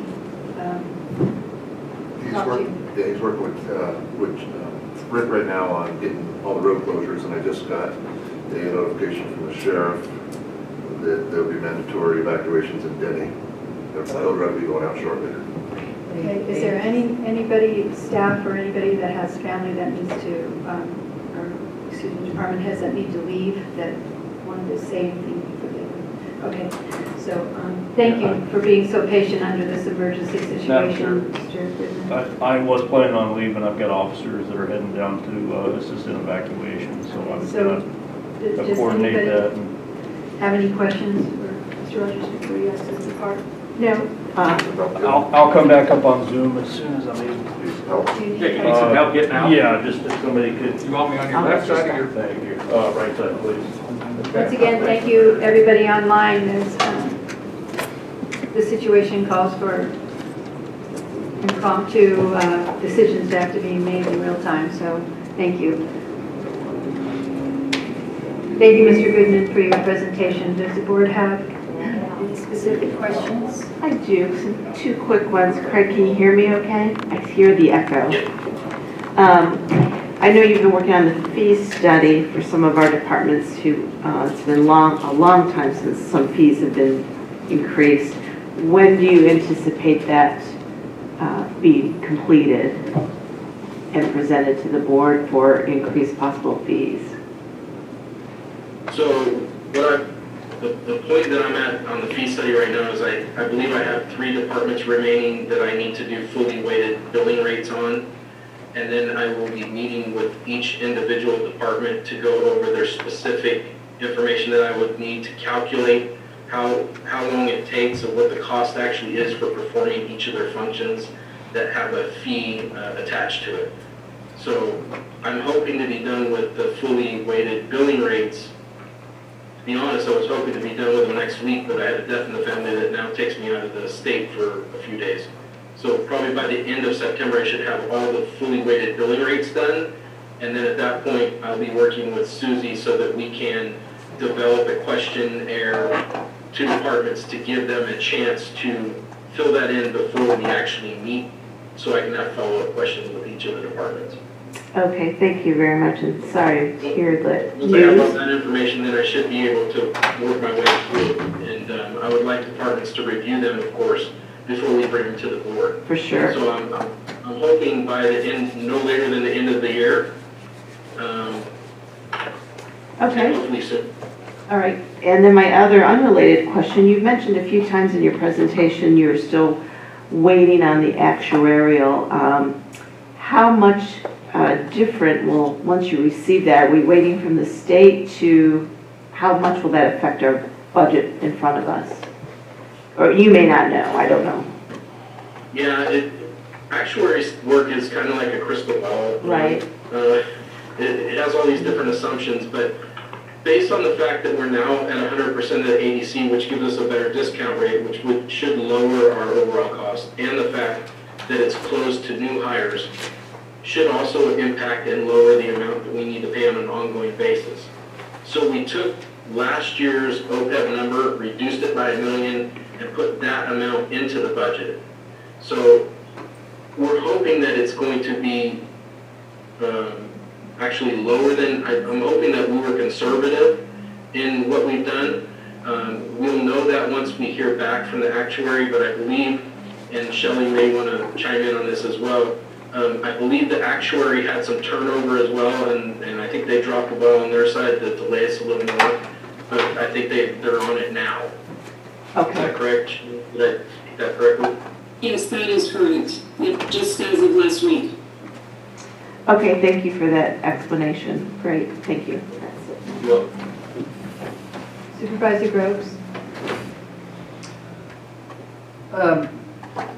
This is Keith.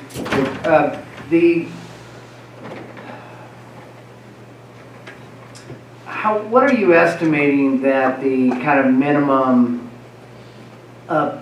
revenue for the following years needs to be? I mean, obviously our budget goes up, but we're staying equal or losing a little bit of ground. So what number are you shooting for to get the departments whole and get to where they want to be? Understanding that there's never enough money to get people where they want to be. Right, well, when I look at the overall requested amount, let's see, this is on page 33 of 399 in your packet. There's actually a listing that shows fund departments versus the recommended amount, the amount we brought forward to you. And the difference there is about 1.5, 1.6 million. Board members, the page he's talking about. And you can see specifically, I think the sheriff addressed this, but if you look at the sheriff and the jail amounts, which is the bulk of our budget, the ask was 2.8 million and we funded 2.2. And the ask in the jail was 3.1 and we funded 2.8 or 2.78. Mainly because one of the reasons that we're trying to shift revenue sources over to the jail is because if we don't meet the ratio requirements, then there's huge penalties, as I think Shasta County found out. And we can't afford that at all, so we want to make sure that we're meeting those ratios. So we're basically constraining everybody to make sure we're sufficient here. Okay, so second. I expect the OPEB costs to start dropping over time as we continue to sets with PARs. So I'm hoping to use that positive increase in the fiduciary net assets to decrease the OPEB costs over time to help mitigate the increase in payroll and PERS that's coming. So, you know, I would think if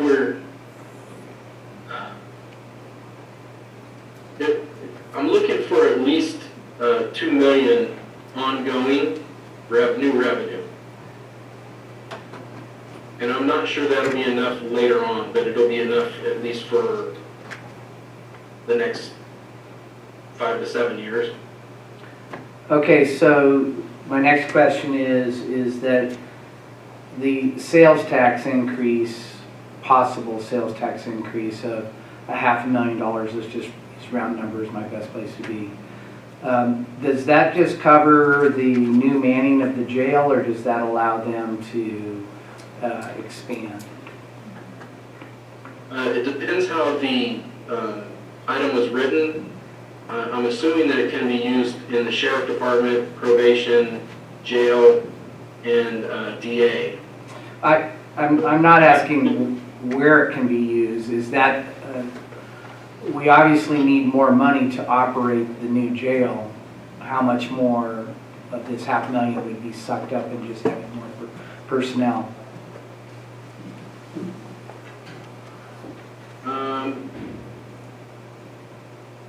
Well, their personnel costs on an annual basis, their ask versus what we've had in the past, the increase is about $700,000 a year. And that doesn't count future increases in pay or increases in the safety retirement rate. So the $500,000 wouldn't even cover the increases they're asking in personnel? No. Okay. Just jail. That doesn't count any more deputies on patrol or any of that, or investigators. Or. So did anybody take in consideration the new raising of the fees, which could be, or fines, excuse me, fines, which could be a higher number than all the taxes combined pretty easily? Which fines are you talking about? Well, we just increased our fines from $100 a day to $1,000 a day. I'm not sure. Is this for code enforcement? Yes.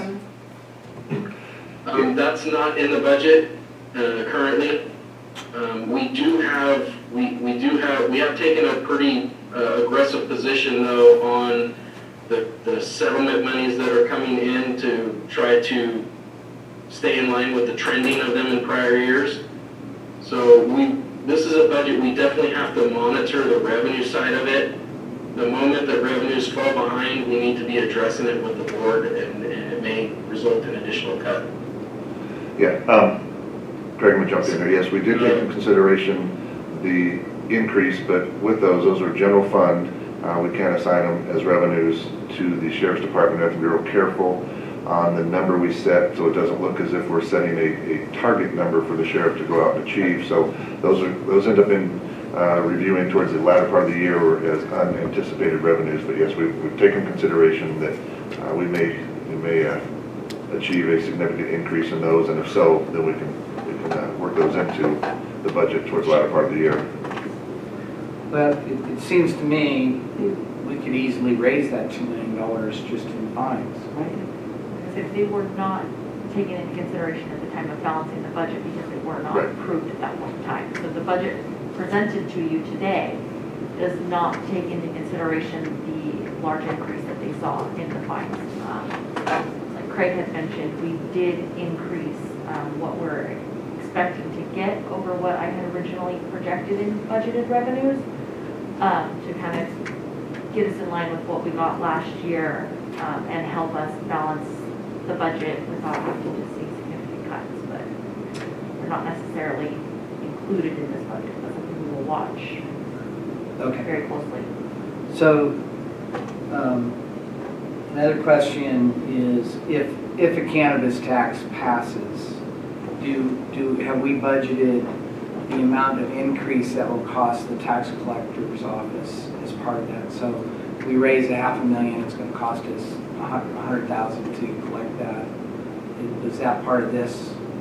No, none of those potentially new revenue streams have been budgeted in here because at this point they're just anticipated.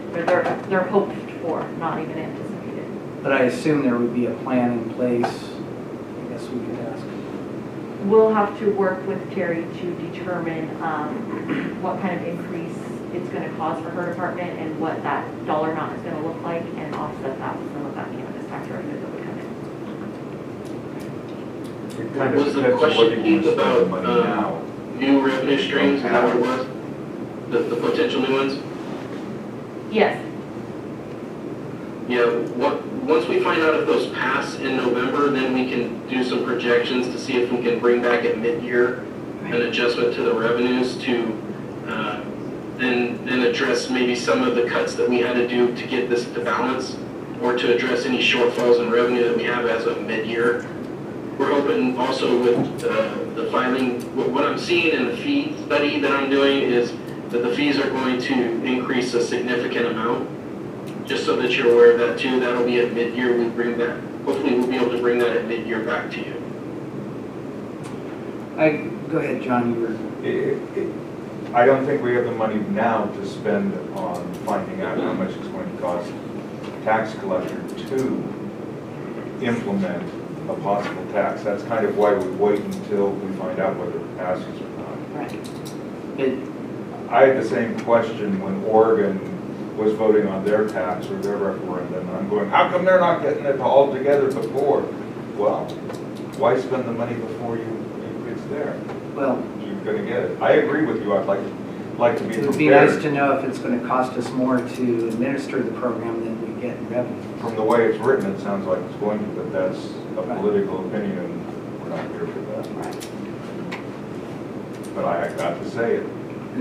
You got to say it. Yes, sir. Okay. So, I mean, we heard a lot today about, needing more revenues. I think that's something we all knew or should know.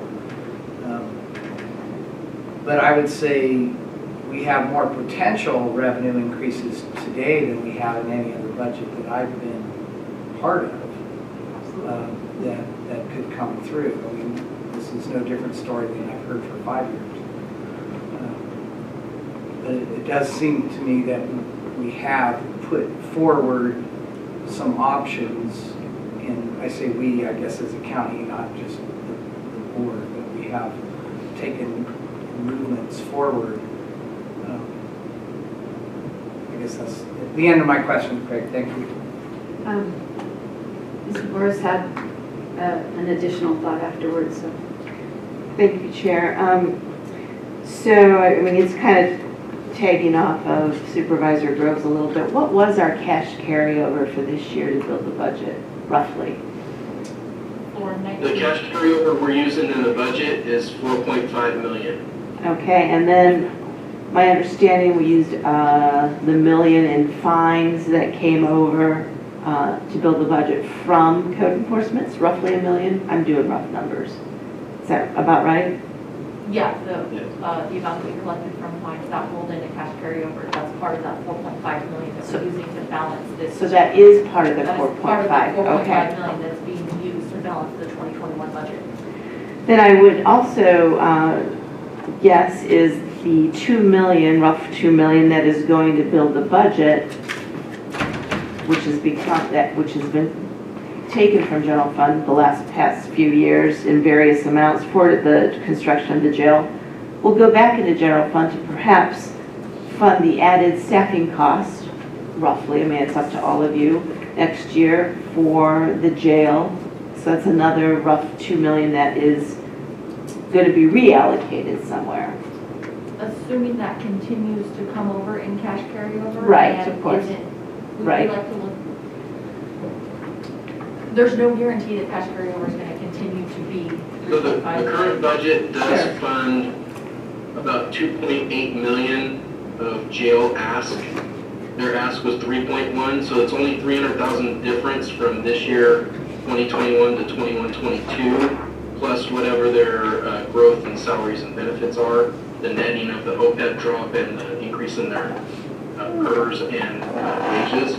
So the 700,000 was the difference between this year's budget and 18-19 actual spend, because we don't have 19-20 numbers yet. So, Susie, did I hear you correctly that 2 million was part of the 4.5 million of cash carryover? No, that was straight from the general fund. Yeah, it was from the general fund, but it could have been cash carryover in the year that it was allocated. Okay. Because essentially cash carryover rolls over and then becomes part of our discretionary For sure, revenue. and it always has for years. Yeah, so that 2 million, while it's general fund money, it could have been cash carryover rolling forward that we've been used for the jail, or it could have been revenue that came in during that current year that we used for the jail, and therefore we backfilled with cash carryover for other things that we would have used that discretionary current year's revenue for. Okay. That making sense? Kind of, yeah. Can I add on to that? Yeah. Because the two might or might not have been just from 1 year, right? Some of that Correct. just rolled over. It could have been multiple years. I'd have to go back and look and see exactly when it was contributed. But obviously, we're not spending that money in the Right. future to build, so there will be more money to be allocated, even if it was $500,000 a year we're putting in that Correct. fund. Thank you. Assuming our spending trends continue and our cash carryover continues at the levels that it has been, which means departments get unanticipated revenues throughout the year, or departments don't fully expend their expenditure budgets throughout the year. That's kind of what builds our cash carryover. So Mr. Goodman would like to chime in. So are we talking about the 2.2 that we're using for the jail? Right. Is that That was getting bits and pieces? But that's a one-time expense item, so it won't be in the budget next year as the jail construct, right? Right. And hopefully we don't have to fund that either, because the way we funded that this year was we increased our code enforcement to be more in line with trending, and we took $1 million out of our self-funded Trendell monies to help fund that difference, because we didn't have it. If you look on page, one page back, 32 of 399 in your budget packet, we have that listing that shows the 14.9 discretionary amount less the general fund revenue of the 10.976. And so the cash balance that's being used to balance that is 3.9. then plus your contingency amount will get you to the 4.5 or close.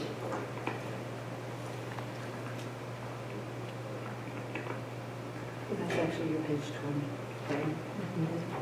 I think I'm done for now. So Supervisor Brown? I was curious about the TOT, where the TOT is in here. And then also, Terry, I know you had been working with TOT and Airbnb and VRBO. Is there any update on that you're able to share? Then, do you want me to go to the podium? Oh, whatever. Then, we currently have a contract for. Excuse me, Terry, if you go to the podium, then the Zoom people can actually see and hear you. Thank you, I'm sorry for interrupting. So we do have a contract with Airbnb, so we are collecting through Airbnb. We had we noticed a significant change with that because we have a lot of people that did not register and did not, they were not paying, and so we are collecting that if they're using Airbnb.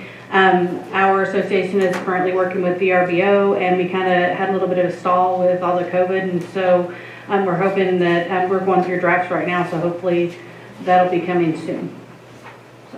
Thank you. And what was the first part of your question? I was just curious where the TOT was in the binder.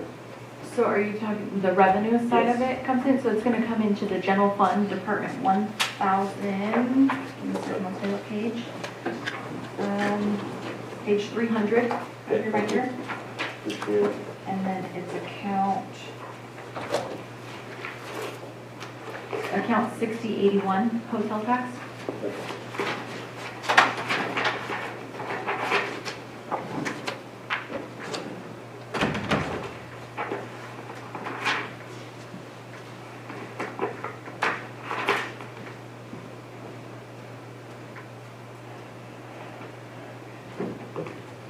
And it's currently at 5%, 4%?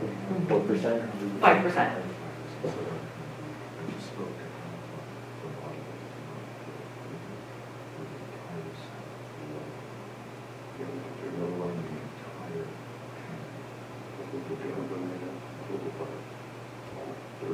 Shipped them off yesterday. No, that's fine. But my constituents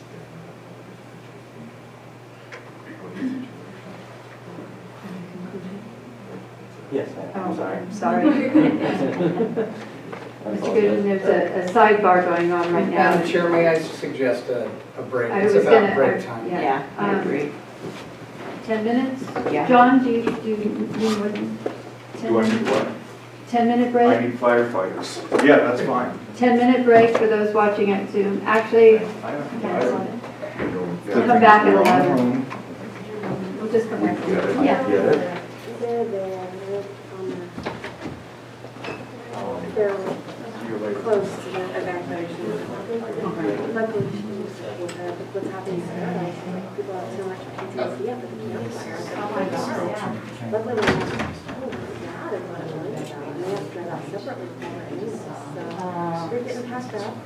They're much more prepared than they were for the campfire if they have to leave. So where is she?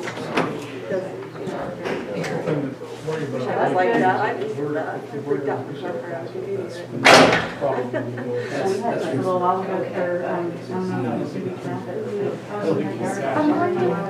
but Prop the door. and I was like, here's, it's not like, yes, so there was a lot of house fire, and the way the back of our house is, we're gonna find something. The house, we have a big house, and I'm like, That would be my thought. because I've been using, because it was just on the, I mean, it should happen like, on that road by it's not necessary. or where my house is. Okay, if it Ransom came- Road. Yeah, so if it ran down that hill, so then it would come up, and so I was like, well, yeah. Some more of the things. I mean, potentially, auction yard and cover have to. Technically, you don't have to. I'll tell you what, it's Have to also be roughed up fast. in that way, otherwise. Yeah. Because anything In the past, what's happened, you try to pass it. So yeah, there's nothing left. Hotels, You know, hell no. that's not true. There's still some dead trees in Paradise. There's no underbrush, but they have to build the houses. Not nearly as much as they have. They're getting a piece of the pie. I think she's okay. That would be mine. I'd love to have them up here, but they have two crazy dogs. Watching that process. They're not puppies anymore, they're big dogs. And yeah, I mean, we'll do what we have to do. So hopefully it's 7. Yeah, that's Better, Might be better. Yeah, Lisa, like, this is her daughter lives in Bedford. And so she's about, Those yeah. go directly to. Which I thought they were trying to do. Well, they did. They did. Right? Well, it didn't go because we needed. And I'm just saying, I know, right? I'm just We're talking 50% of we know better. people that will be collecting it. I did finally ask my husband, I wish the 3 vehicles were taken. Never got past that point. It's pretty funny because my was partner years or whatever, and our youngest was like, well, what are we gonna do? So Cal Fire is saying that the run's gonna stay on. The run, the fire run. Not all the supplies emergencies.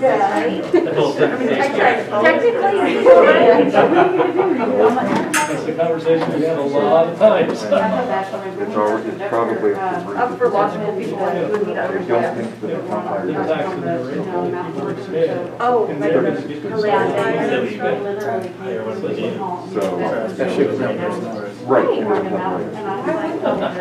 Us first. Put me well, that's first. because, Jerry, you know that people So- pay those things. Well, of course they do. But the red flag's supposed to die off So we're tonight. gonna be done. It's supposed to die from, it's supposed to southerly. Right, it's turned. Not that you're not so faulted. I would think the goats would be harder. Oh my God, I love it. Comparison. Oh, really? So fun. You would say Lewiston. They're curious. I've always wanted to go. There's no reason. We're planning on getting everything today. Yeah, no, If you, Yeah, they did. you know, I Yeah. supervise law, And I'm for great for, you know, with energy supervisors. after that, I really like that project. I would have said it. And for sheriff. Yeah, the goats are kind of like dogs. so at least we've had some time in the work process. You guys don't have any time. It should be. Because they'll just fall down.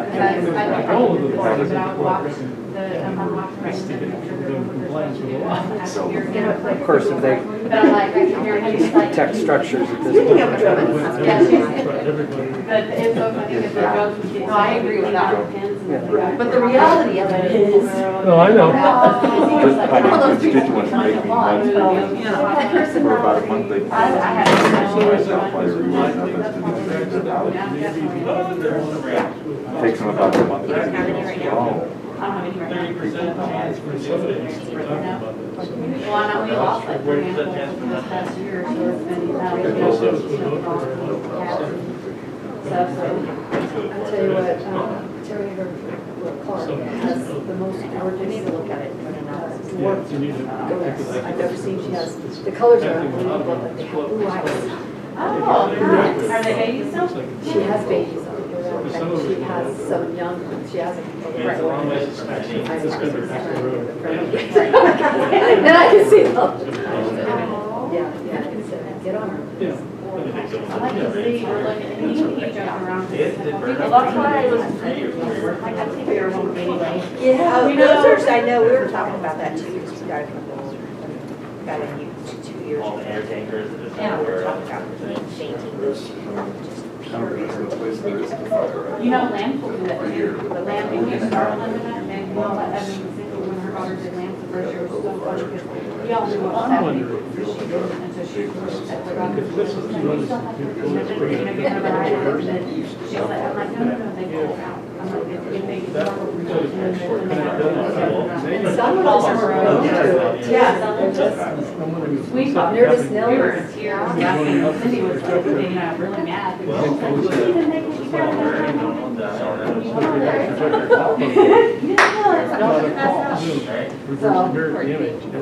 Yeah, so you have a stick now? We have a couple of heads, and they. There's not, I mean, they're on my screen. you have a loop or do you have a? That's really interesting too, because all of the Zoom stuff is from. Like the animal areas in there. These are all the presentations. Well, it's perfect. But mine is like going out to the meeting participants too, but it's only. Yeah, I know. Well, that's great. It's great. You're the only place that's that. I mean, the images are all right. They use your mic they like you better.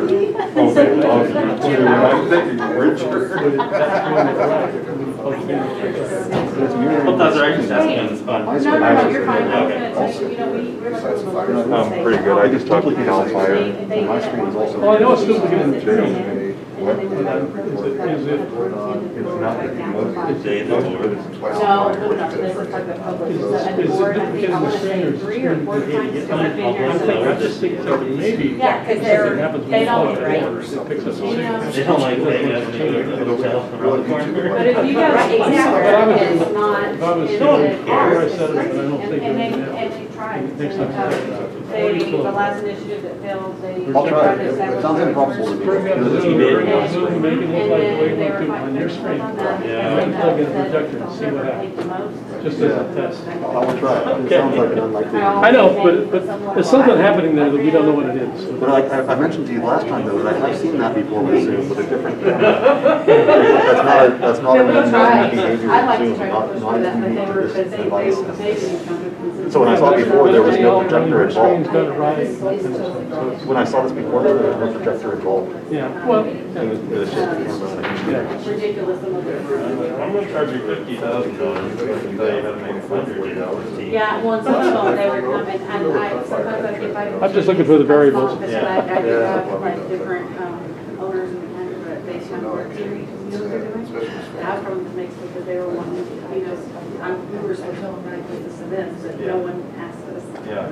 I'm calling. Did you guys agree to something? Did you talk to me about that? Which computer you said was not there? Yeah. You said the other computers are not. That one, but she's gonna have to be there. That's right. When she sees my screen on her. No, they're not. When she's on Zoom, I don't know. She's on Zoom. I'm not looking at her own. But when you're talking about hers not being her, she's viewing a participant.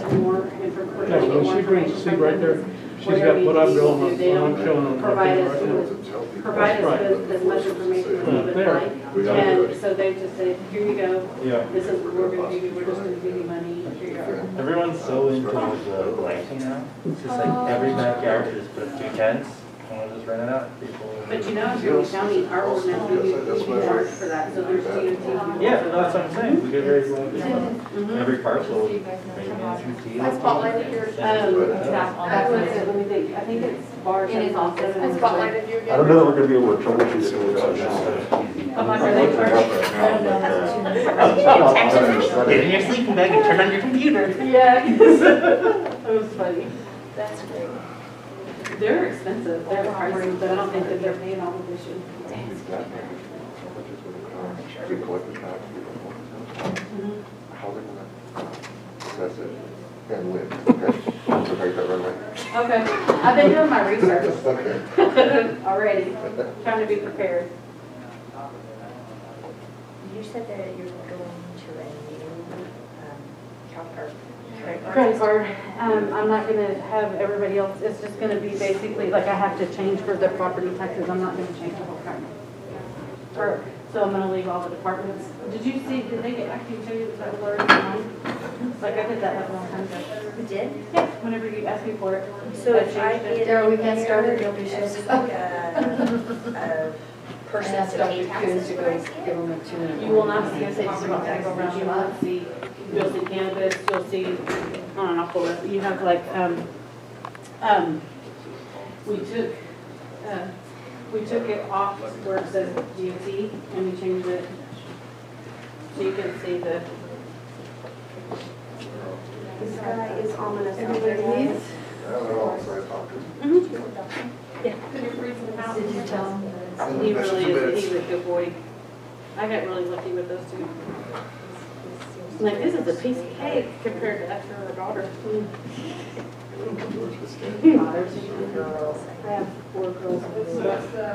Well, you know Brianna, so you, I don't know if you remember her from back. Yes, Okay. yes, when you first moved here. So she said she's doing okay. She is back here. She is, she came back up when cannabis happened, so that's been interesting because we've rearranged our offer because she's an adult and coming back home. And so, yeah, and then she got a bully cat. So now we've got chocolate because I lost her cat that makes She's living, yeah, she's at my house. She's actually, it's because she's actually really good. She's a helper and like she'll get after the kids and like.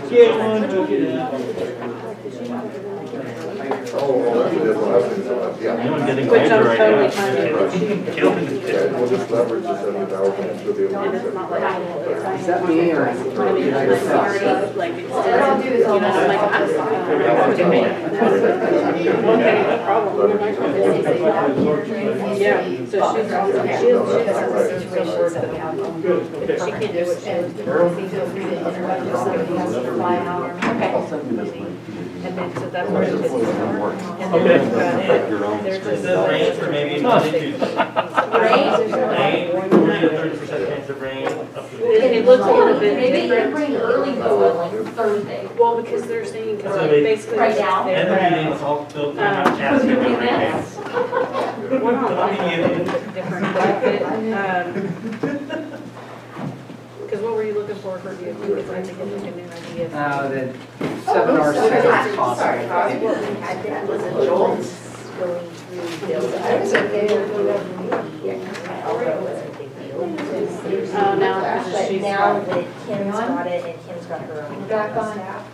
Then it's. Welcome back more of an to issue the, because. September 9th Yeah. budget hearing. And Craig, are you back with us?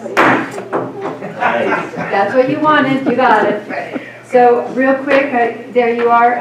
Is there an update that we need to announce? Anything? No? And I know that you've had some contacts.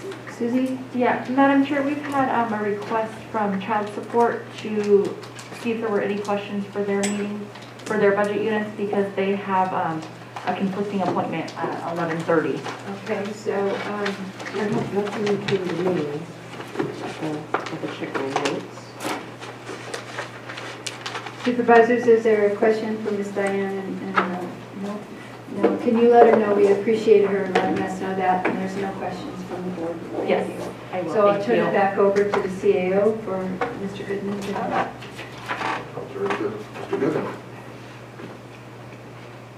It's all yours, Mr. Goodman. So you're turning it over to me for, He's done. If you had anything else, conclusions, or any other significant thoughts? no? Just if you have any other questions, I'm here to try to answer those for you. I think we're questioned out, and I apologize for all the interruptions. You've been very patient, and I appreciate That's it. fine, it's understandable. So bringing it back to the board and open it for public comment, which we don't do on presentations, so I guess we've had enough interruptions. We'll just bring it back to the board. Well, there might be public comment on this. Yeah, You want to have, okay. Yeah, this is a county matters item. All right. So we usually do. So I am corrected again. Too many interruptions. So we'll open it for public on Zoom.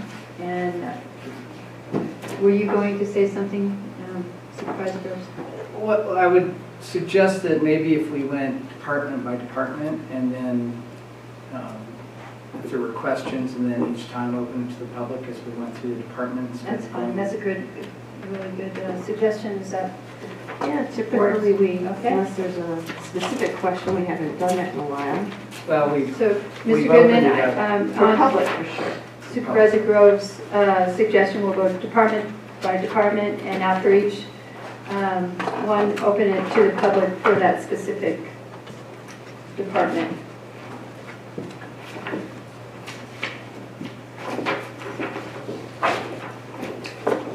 few department heads that will not be able to answer as they're dealing with the fire. And, Just go in alphabetical order. and I'm not requesting that they give a presentation, that we just go to the departments there, are there any questions, and then if not, move forward to the next department. Okay, so you want to just go according to the book. So we'll start with Health and Human Services, Liz Hamilton. Does anyone have any questions for Ms. Hamilton? I do not.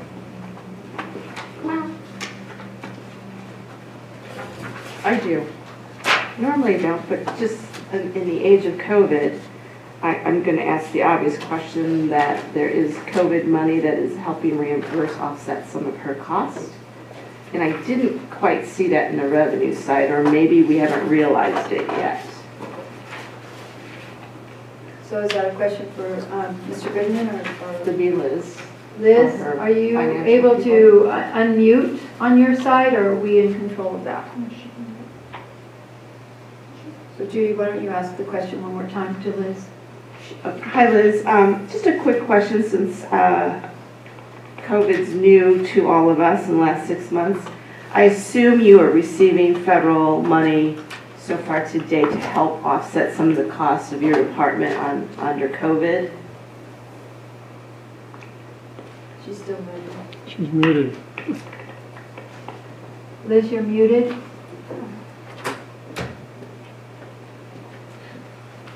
Or we can come back.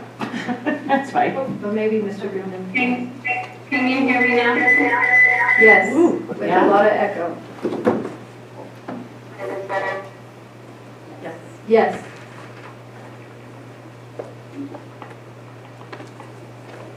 Now you're muted again. Okay, because I'm calling in from the telephone. We can hear you now. When we prepared this budget, we had not realized COVID relief funding at that time. Okay. And I assume there's some anticipated revenue to come soon, or you've received some? That is correct. We are anticipating continued COVID relief funding, and it's largely paying for response for our public health team and supplies. Schools, gyms, testing.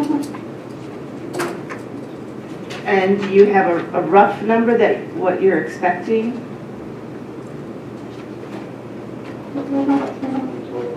There'll be about 3 million total of it. Okay. But it's, if I heard you correctly, it's not shown in this budget. Okay, thank you. Any other questions for Ms. Hamilton? Okay, moving on. Thank you, Liz. Behavioral Health Services, Connie Sesson-Smith. Does anyone have a question for behavioral health? Hang on. I don't think so.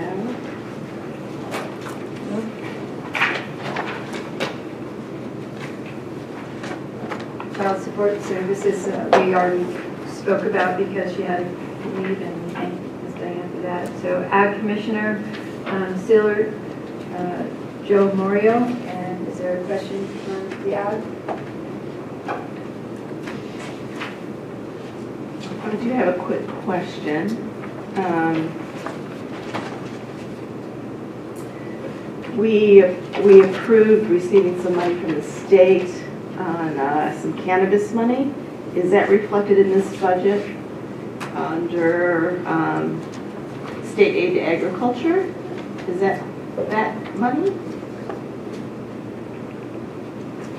I don't see Joe on the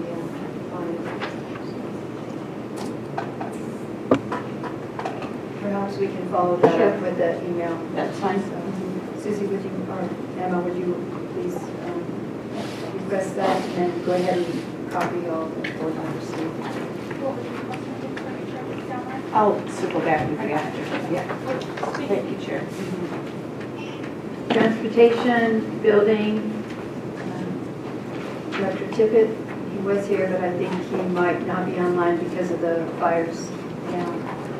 So, is there any specific questions? Oh, For transportation? Oh, I thought you said building. Well, it has him listed as transportation/building, so I read it that way. But I think he's off, gone, but we'll come back. Don't go away. Did you have a question for Mr.? You skipped Cooperative? cooperative extension. Thank you. And I don't know if Larry's still around or not to answer questions. Does anybody have a question? And what we can do is if you have a question and they're not online, we can email them and then we'll all receive the answers. Thank you, Supervisor Burns. So On the transportation, I do have a question. I don't know. That we showed revenues coming in to fix the last flood events. Are those going to be completed in this fiscal year to finish out the last flood event, or is that going to be a continuation? There are some items that are getting done by Central Federal Lands, and quite a few, a large mass majority of the 2017 storms. And we anticipate having those done this fiscal year. Okay. All right, thank you. I'll hold Rick to that. Not that it matters, but I Follow up? Yeah, thank you. So those were from the 2017 storms, and I don't know if I heard you correctly, Lisa, but have we received that money and is in? No, that money won't come in until the money's been expended. And oh, that's right. He's been trying to work on that. Yes. It's a lot of money to put out to get reimbursed. Yes. Thank you. Building and... I have an answer for your Ag Commissioner question on the state aid to Ag.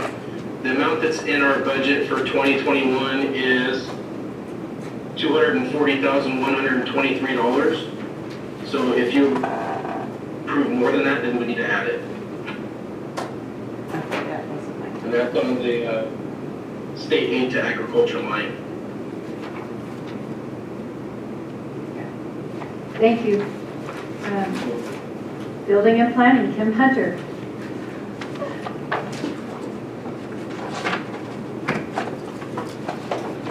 I don't think there's any more questions. Madam Chair, I did request Ms. Hunter to give us a kind of an overview on cannabis, because every year we have tons of people wanting to know where the money went that never seem to come to this meeting. So hopefully if she can give us a rundown, then people have access to the cannabis.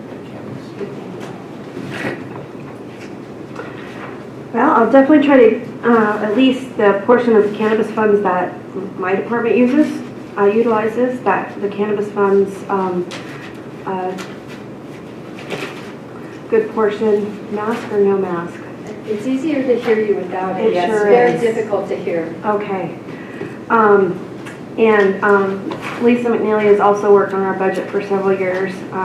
One of the positions I failed to mention when I was up earlier is we also have an additional fiscal person on the cannabis staff as well now. So that was one position I didn't mention, that we are very happy that position is filled and things are going well. However, Lisa is here, so if there are further questions in the cannabis budget, she can also help out with those questions, but I'll try to handle it. Our resources are used for consulting for our consultants. The EIR is in process and will soon be wrapped up.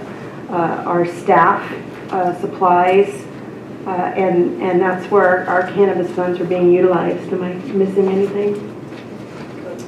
Well, that's the portion. Well, the cannabis funds, that's their good portion goes to the sheriff and code enforcement. That's not under my jurisdiction. We have compliance in the cannabis division, but a good portion goes to the code enforcement, which I'm unable to. There's a memorandum of understanding between our departments. But that would be in your budget as a transfer out. Yes. Yes, correct. What is that amount for this year for code enforcement? Can we just kind of do it orderly and walk through as we go? Yes. If that's all right, Mr. Supervisor. Oh, Started. So On your staffing organization chart, you show 8.5 FTEs. So you told us earlier, but I have the memory of a gnat, so if you could tell us how many of the 8.5 you have filled as of today? All 8.5 are currently filled, with one new employee coming on board on Monday as a senior planner. So those positions are the senior planner. We have 2.5 code compliance specialists. We have 3 admin coordinators. And we have 1 senior account technician. All positions are filled. So on the sheet here, you say 3.5 come from cold. That's what is allocated. However, we only have 2.5 funded. All right, thank you. So that doesn't include the code enforcement officers. That's in the sheriff's budget, right? Correct. Okay. Well, yeah, the transfer. And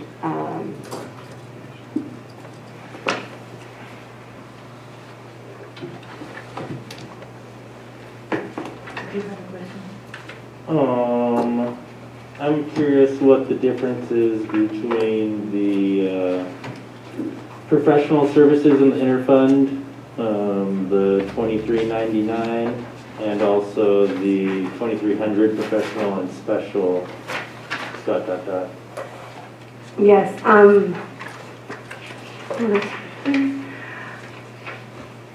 There's an interfund, for instance, that is reimbursing other departments that spend time on cannabis within the county. Okay. For instance, DOT has an environmental compliance specialist that works frequently on cannabis items. And then the professional specializes our consultants and our contractors. Okay, and was there a reason that the interfund one had such a big jump? Specific item or project?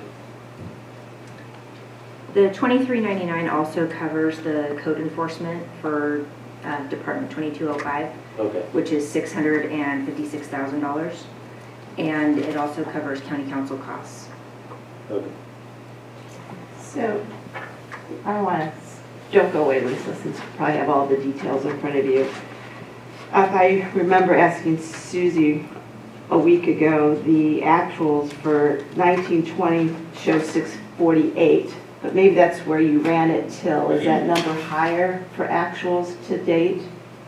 That was on which one? That was on account 2399. It was likely on actuals to date. And do we have a higher actual to date by chance? Do we know? I think Susie might be trying. If you give me a few minutes, Yeah. I think the question that she's asking is, has Sheriff fully billed the code enforcement to this No, $23.99 for the asking fiscal year that. 1920? We have recently done a journal entry to pay the full code enforcement expenses, but that was just done last week, so. Susie can Right, so this probably, number's probably higher now. yeah, so Susie can probably find that number.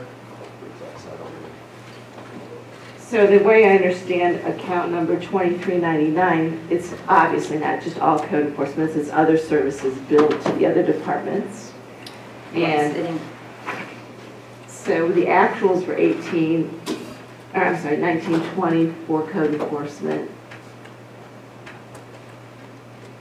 Just for code enforcement, I Yeah. believe it was around $470,000 if I remember right. All right. And then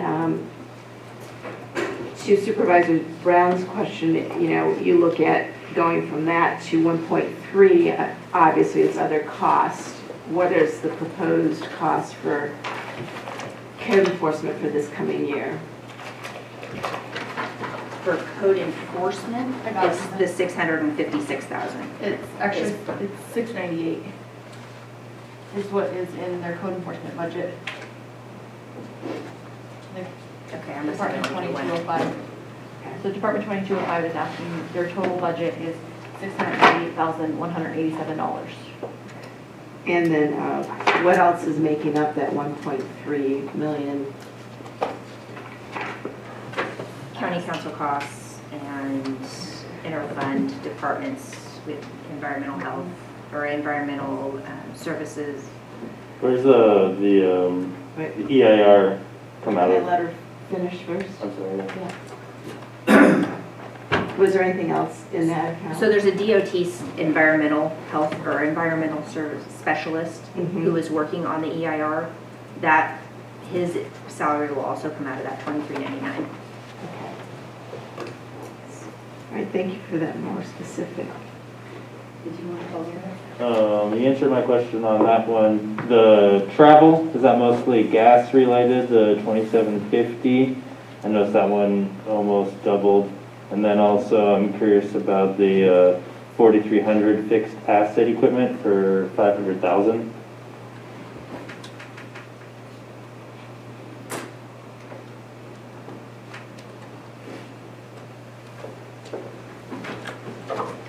You're curious about the increases in those costs? Just what the equipment is for the requested 500,000. It's a fixed asset.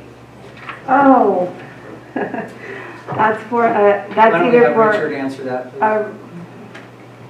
Actually, $500,000 was put away, I believe, what, 2-3 years ago, for either the acquisition of a new building with rehab or the rehab of the building that's sitting next to the planning department. So that was collected out of cannabis fees and has been waiting on us to be able to either, like I say, rehab or an acquisition for that, because we don't have the space for the staff that we're planning on putting out there. Okay. Okay, that's all. So that should be under account structure and improvements instead of equipment. Just to clarify, Susie. Okay. So,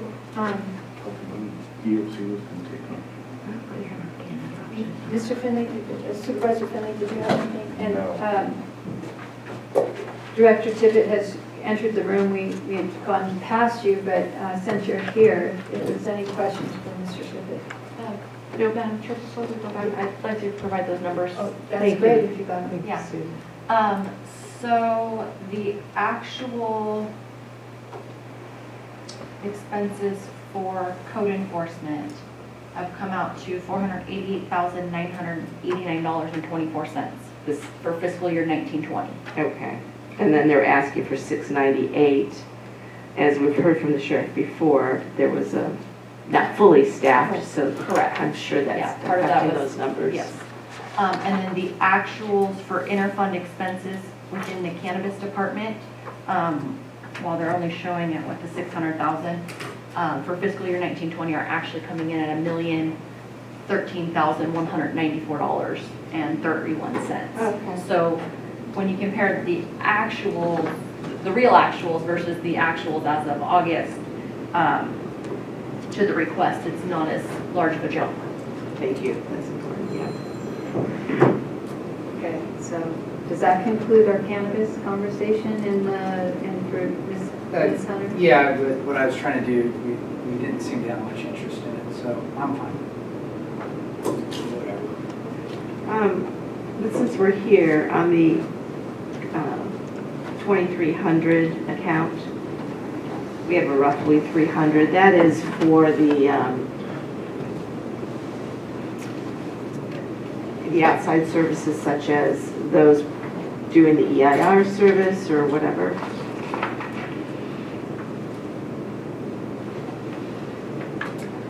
The professional and specialized? Right. Yes. Yes, that is, and also the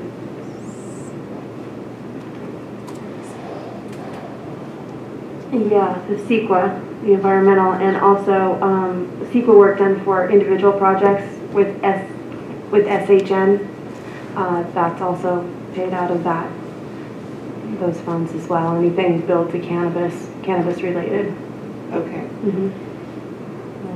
I think that was it. I don't know what other questions Supervisor Gross had. right, so thank you. I think you're done this time.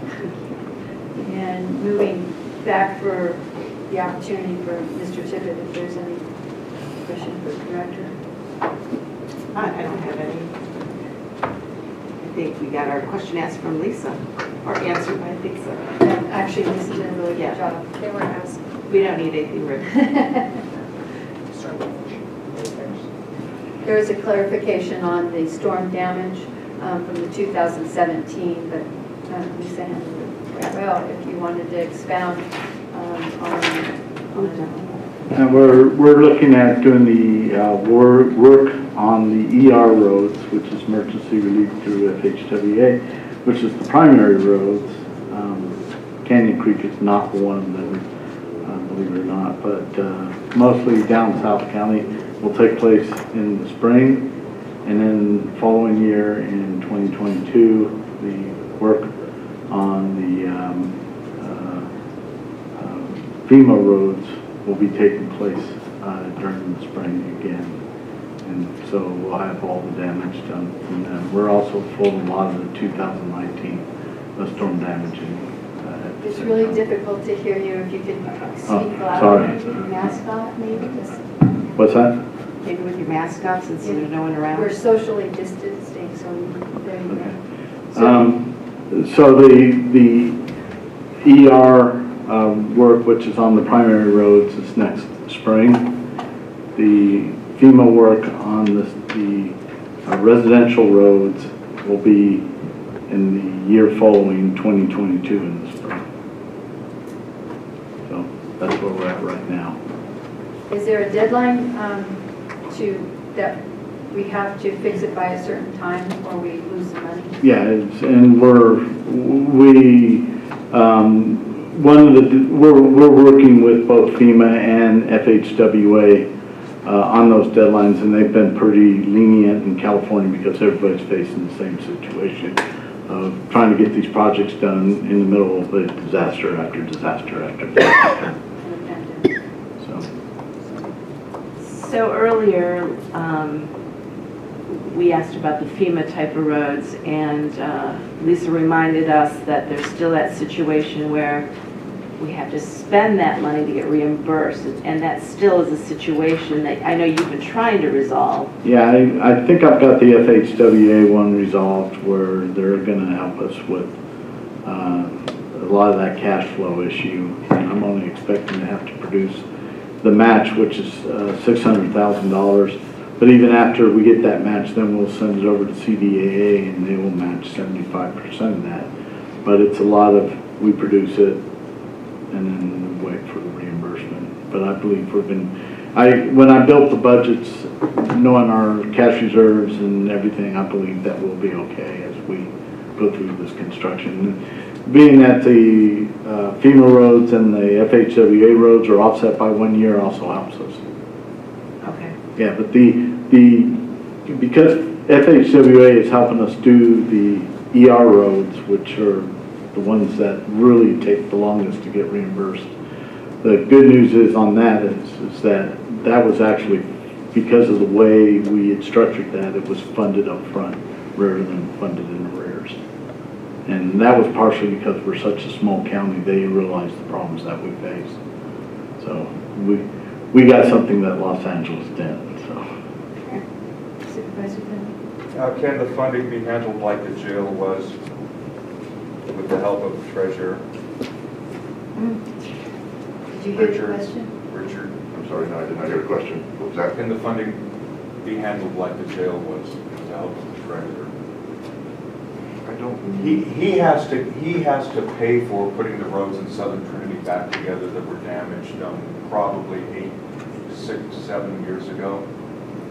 And the time is running out for federal highways to reimburse us for that, and they won't reimburse it until he takes care of it. So it needs to be taken care of, or else we lose an asset of several roads in Trinity County.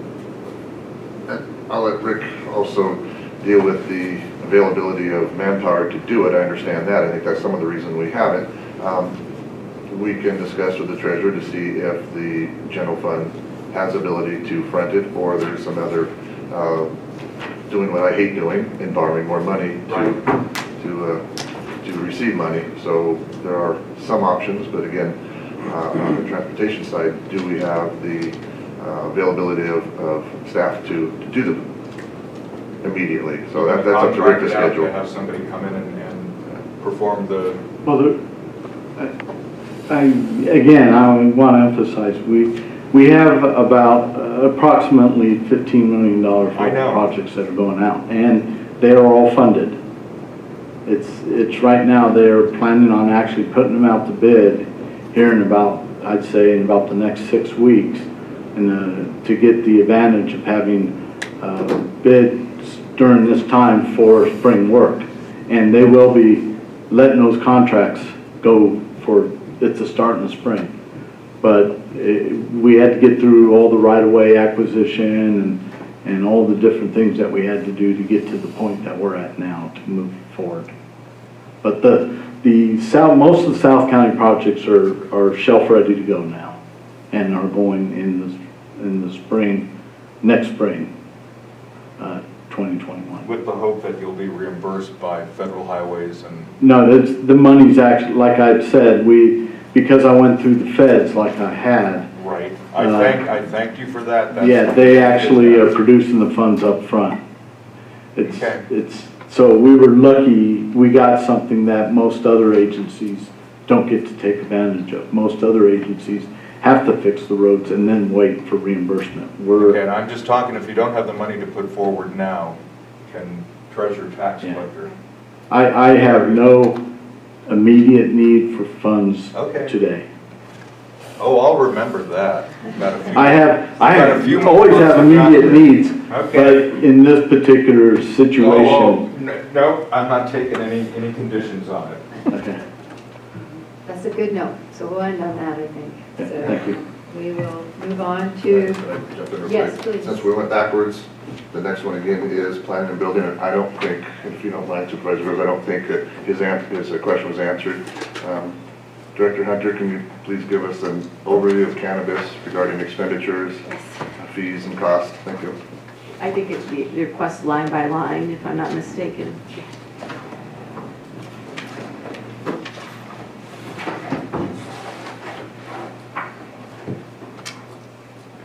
Apologize for that. I believe it's on me, Kim. I'll take it. Okay, do we want to go over revenues or just target the expenditure lines? What's the preference of the board? I think it's important to go over revenue.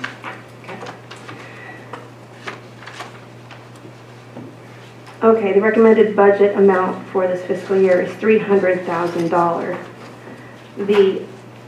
That's the recommended budget as well. The actuals were So you're on the general plan. Yeah. I don't need to understand the general plan. I mean, it's there.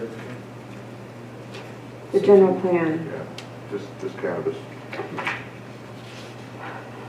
So on page 189 is where you start your cannabis and not general plan cannabis. Okay, so we're not talking general fund, or general plan, excuse me. Kim, I'm just trying to get aired out publicly so people can know, that, you're budgeting $2 million. I just want to state it out on the record so that this becomes common knowledge. Okay, so for cannabis, transportation permits, actuals were $6,000, recommended budget is $2,000. Zoning variance permits, which are the cultivation setback permits, actuals were $39,475, actuals, and then $40,000 recommended budget. Is there enough? The actuals you're presenting are 18-19 actuals, not 19-20 actuals. I'd go over one more column. Yes.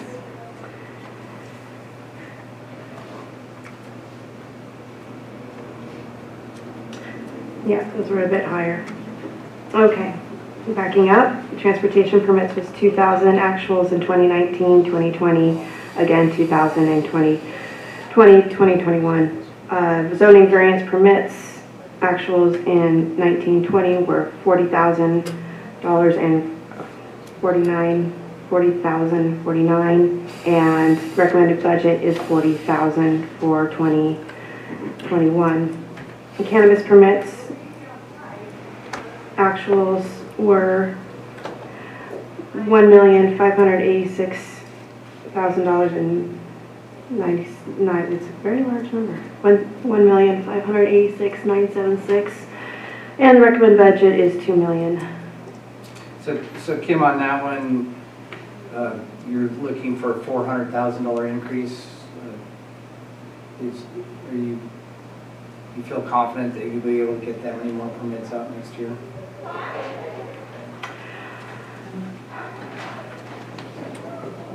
Yes, we were careful about Craig that. has his hand up. I'm sorry to interrupt you. Mr. Goodman? So just to clarify, the actual 1920 column, that column is not final yet because you have all of the accruals that have to be done in the auditor's office. Right. For timing. So those payments that were made maybe in July or August that pertain to fiscal year 1920, they're going to get accrued back. So some of the differences between the actual and 1920 and what's requested in the budget may be handled by that. We won't know those until probably October. As we pointed out in 2399. Thank you. So Kim, I think you can just kind of cut to the chase on revenues as a whole, that you're budgeting $2,066,000, which is an increase of $400,000. Correct. And then why don't you go ahead and just drop down into the salaries, which are most places there. Okay, so expenditures, financing uses, the salaries.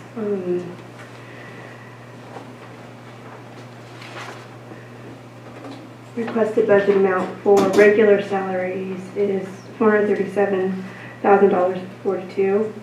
Extra help salary, $5,000. Overtime salary, another $5,000.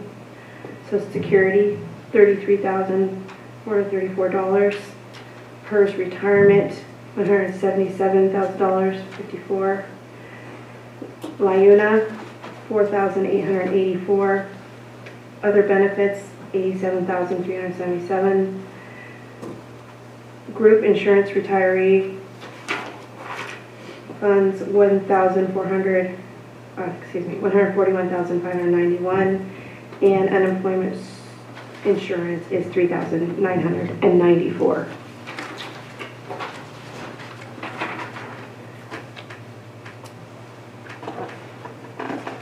Okay, on page 190 of the budget, then we have other costs. So with workman's compensation, that carried over to the next page. Recommended budget for that is $7,017 for the year, fiscal year. Under salaries and benefits, we get to other costs, which includes communications. So let me hold you back. I know I'm kind of messing with your wad today. So our actuals from last year are $776,000, and our recommended budget is $900,000. So I'm guessing, but that increase is due to being fully staffed and being able to function fully up. Yes, correct. Thank you. And some increases in salaries as well. Okay, 2660 communications, requesting $5,500. Equipment and maintenance, $200. Maintenance of structures, $500. memberships. I have a line here. Piece of paper. Make sure I'm getting the right lines here. Memberships at $250. Again, we have a larger staff than we did last year. More memberships. Office expenses, excuse me, $9,000. Then that professional and specialized budget, $318,444. We discussed that earlier. That's our consultants and legal counsel. There's other contractors, county audit. No items budgeted for 2021 fiscal year. Physicals and drug testing, $100 budgeted. Publications and notices, we do an enormous amount of noticing for our various cannabis-related projects, whether it be a variance, a director's use permit, or a license, new license or renewal. Quite a bit of publication involved with our process. Rents and lease of equipment, $250. Rents and leases of structures, that's $3,550. That is the modular that we had to bring in because we have run out of space in our building. We had to add additional space. Small tools and instruments, $1,000. Special department. What is this? Expenditures, probably. Special department expenditures, $500. Travel, $82,750. That covers mostly our site visits, but mostly the code compliance staff going out and doing inspections. And motor pool for our vehicles. And a little bit of travel for training, although not much is occurring these days. So since you're increasing there, we hope that's a reflection that you're going to have more code visits into sites? Yes, absolutely. We are we're catching up on site visits. Some, on those that had not happened. Staff's doing a great job getting caught up on those. Very diligent. Training, $7,500, and utilities, $2,500. When we get to services and supplies, would you like me to go over those as well? Well, so we've already discussed 39, yes, we got the 2399, so that's the bulk there. Right, and there's the not the services and supplies, we just went over those. The Interfund expenses, we discussed those. But would you like to go through those? Sorry. No, the 500. I will ask Dr. Coons, do we hope to have a new building, something within this fiscal cycle, or a plan in this fiscal cycle, and we just bring this aside to work on it in the next fiscal cycle? What's the long-term plan? It is my hope, and I'll be bringing it to the board, I think on the 15th, but it is my hope that we have a plan. I have a plan. It's my hope to get permission from the board to move forward on it, and I'll bring it to the board on the 15th. Okay, great. Because I'm sure the much-needed room would be welcome and make them more efficient. Absolutely. And then I did want to point out, we do show a deficit that is out of our savings, if you will, in the cannabis.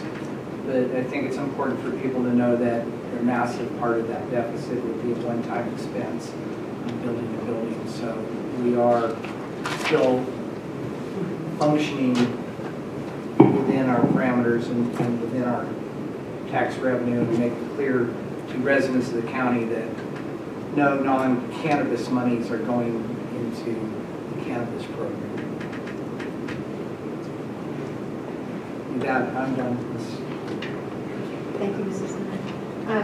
I saw that Mr. Mario has entered the room, and I know that Judy, Supervisor Morris, you had a question, And so I know, Mr. Rogers, you're on the phone waiting to go next, but Go ahead. since you're here. Just a quick question. Thank you, Chair. I know the board approved maybe 6 months ago, maybe longer, to receive some money from the state from the cannabis division to go into your department that helps also look at our licensed farms. And is that, I'm trying to find the amount that they have given us. So it's a contract. Right. So it's like 400 per inspection, depending on what you do. So it's just the number of inspections. Okay. And of course, COVID has impacted. They shut us down for a while. We wanted to continue operating here. They're isolated, right? No, but they said, no, we want to protect you. So, So you get that in reimbursed per yes, business? it's a contract, or we contract with Cal Cannabis to do those inspections. And we also have now 2 state inspectors. So there's competition, let's put it that way. Okay. Right now, we are pinned down with, there's requirements you have to have, and we're coming on harvest season. All the scales, we're the weights and measure department. So really all we can do right now is receive and test and get out, try to stay on top of all those requirements. However, they expire in a year. So a year from now, if we don't figure out how to smooth the load, we'll be right where we are this year, or even more, because ostensibly more people will become compliant. So as a budget overview that we were all asked to do, we're treading water, but we are being severely impacted, and we're going to have to grow to keep up with demand for this to be successful. So, like Richard, I have a plan, but right now the plan is just to get everybody who we have currently trying to stay legal, much like Kim is doing, to continue that and work on building capacity to deal with what we anticipate will be more compliant growers. And then Does that answer? Yeah, and then you'll just get reimbursed for the state per your visit. Well, once you can get out there. I don't have Cal Cannabis as a rule playbook, and I'm not sure what they have switched emphasis every single year. Okay, well, So I don't know what their next emphasis is going to be. Hopefully, we're taking scales off the table that they'll understand that we have a functioning department that can do all that stuff. Just look for the seal, you're good, check the box. But there's still pesticide use and that permitting to come to bear, and the county needs to make some choices here about how to proceed, and I have eventually want to talk to Richard and board members too about, because if you look at our reimbursement, there's 2 significant ones. Mill tax, which comes from the amount of pesticides sold in California, and unclaimed gas tax, which is what's called county expenditures, general fund expenditures that are above the line. So to make this real simple, the worst thing we could do from those perspectives is fund everything we need at the ag department, because we'd be taking mill tax and gas tax that we deserve and giving it to other counties. So it just depends. It's a separate issue, it's complex, and I've scheduled to have a meeting with Richard and Jeremy I learned those tricks being an ag commissioner for 30 years, and I want to bring that to Trinity County. But yes, we're leaving a lot of money on the table. All right, well, that's good, we can collect it. Is there Any other unclaimed gas tax? Not your gas tax. Unclaimed gas. Unclaimed gas tax. Unclaimed gas tax. Okay, so we appreciate that. Thank you. Any other questions? I'm sorry, Judy, I couldn't. Sometimes you can hear people, but it's the discussions you can't keep up with. If one person drops out and then we're guessing who's saying what, and That's okay, I just was, you answered it, my well, question. I guess forget ag commissioner, just as a county department head, you know, it's tough times, we're trying, we're hard, I mean, the street lights are on, because maybe we're going to get smoked out here, but Zoom and IT and all that stuff is wonderful, but it's a poor replacement for actually meeting in public with the public, and as soon as we can possibly do that, I hope there's a plan to get back to it. Anyway, thank you. Thank you. So we'll move on to probation. Mr. Rogers was on Zoom, and so are there any questions for Mr. Rogers? You know, I do have one. He spoke to it, if he's on, he spoke to it earlier about the new legislation that just came down, that it affects the juvenile halls of our state. And so if he could just talk about perhaps upcoming costs on that, if he's free. Otherwise, I can circle back with him. Sure, I'm here. Can you guys hear me? Yes. Okay. So the bill that I referred to earlier is SB 823, and it's sitting on the governor's desk as we speak, expected to be signed because it was one of his priority bills for the legislative session. This bill would effectively close the Department of Juvenile Justice or the state juvenile correctional facilities and fully transfers the responsibility for housing long-term juvenile commitments locally. Some of the earlier aspects that kick in will be an immediate increase in the rate that the counties pay to the state for housing kits at DJJ. That's both for diagnostic evaluation purposes, which we currently have a contract for, but also for longer-term housing. And this goes up significantly to $125,000 per youth. And they're kind of hitting us coming and going because not only is this going to significantly increase the cost of housing juveniles, but even if a youth commits a serious crime and is transferred to the adult system, those youthful offenders at CDCR will cost the county $616 per day for every day that they're in a CDCR facility. Very concerning what's happening in this whole arena. It's absolutely, the ideology is far outpacing the logistics and the capability of the counties to be able to perform these functions. And unfortunately, as is the case with a lot of state legislation that is kind of the one-size-fits-all for all counties, the rural counties are going to get the short end of this stick.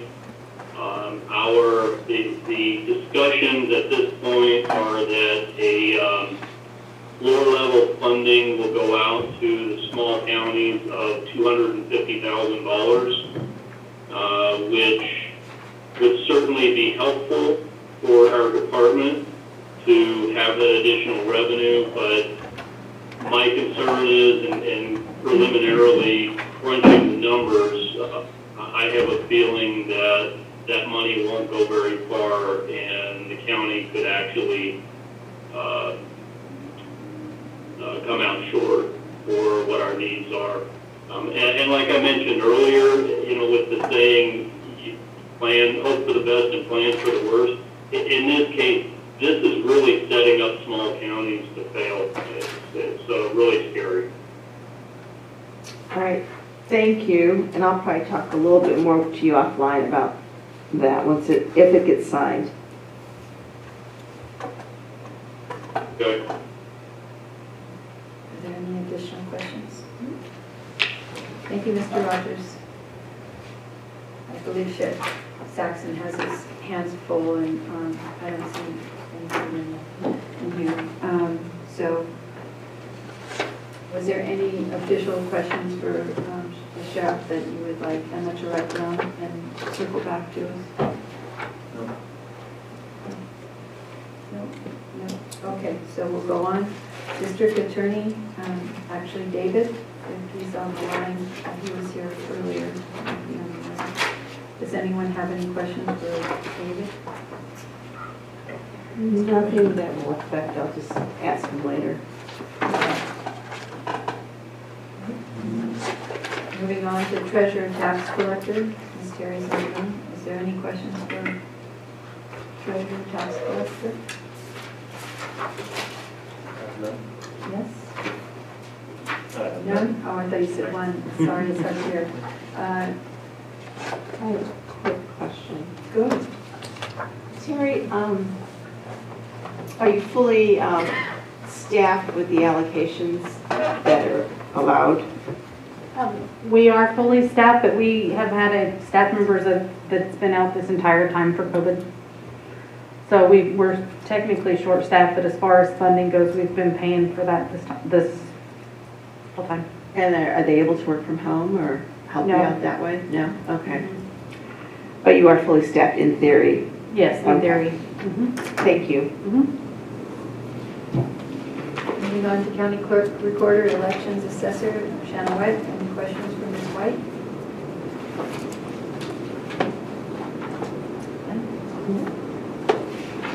Auditor, Controller, Andrew Bickle. Any questions for Ms. Andrew?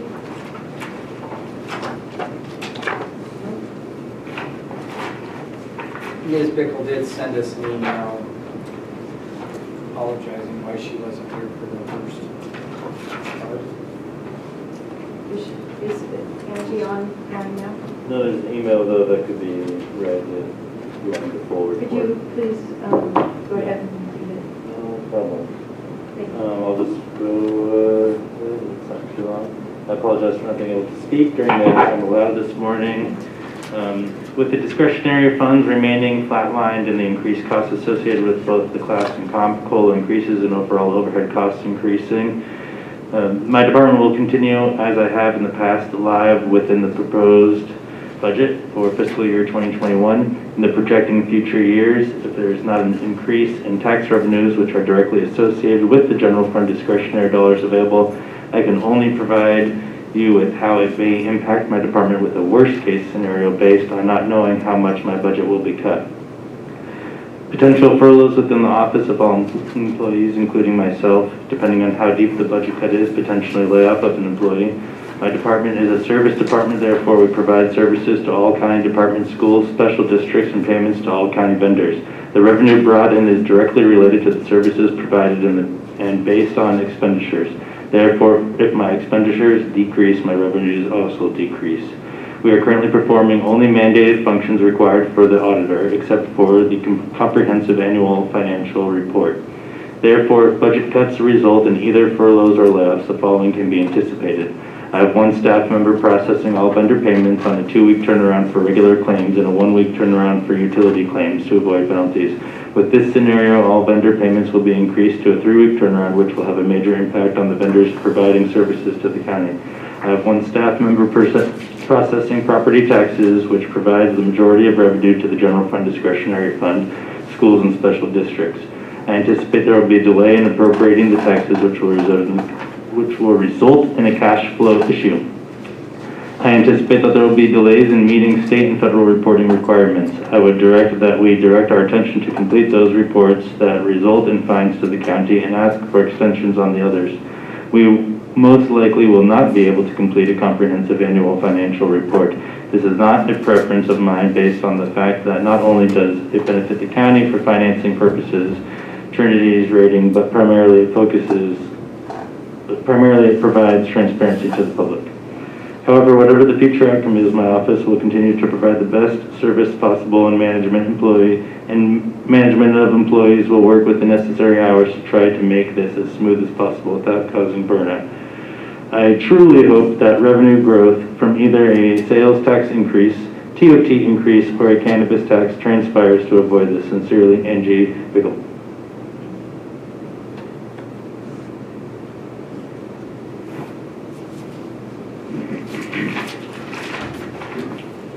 Moving on to Human Resources, Shelley Nelson. Any questions for Ms. Shelley Nelson?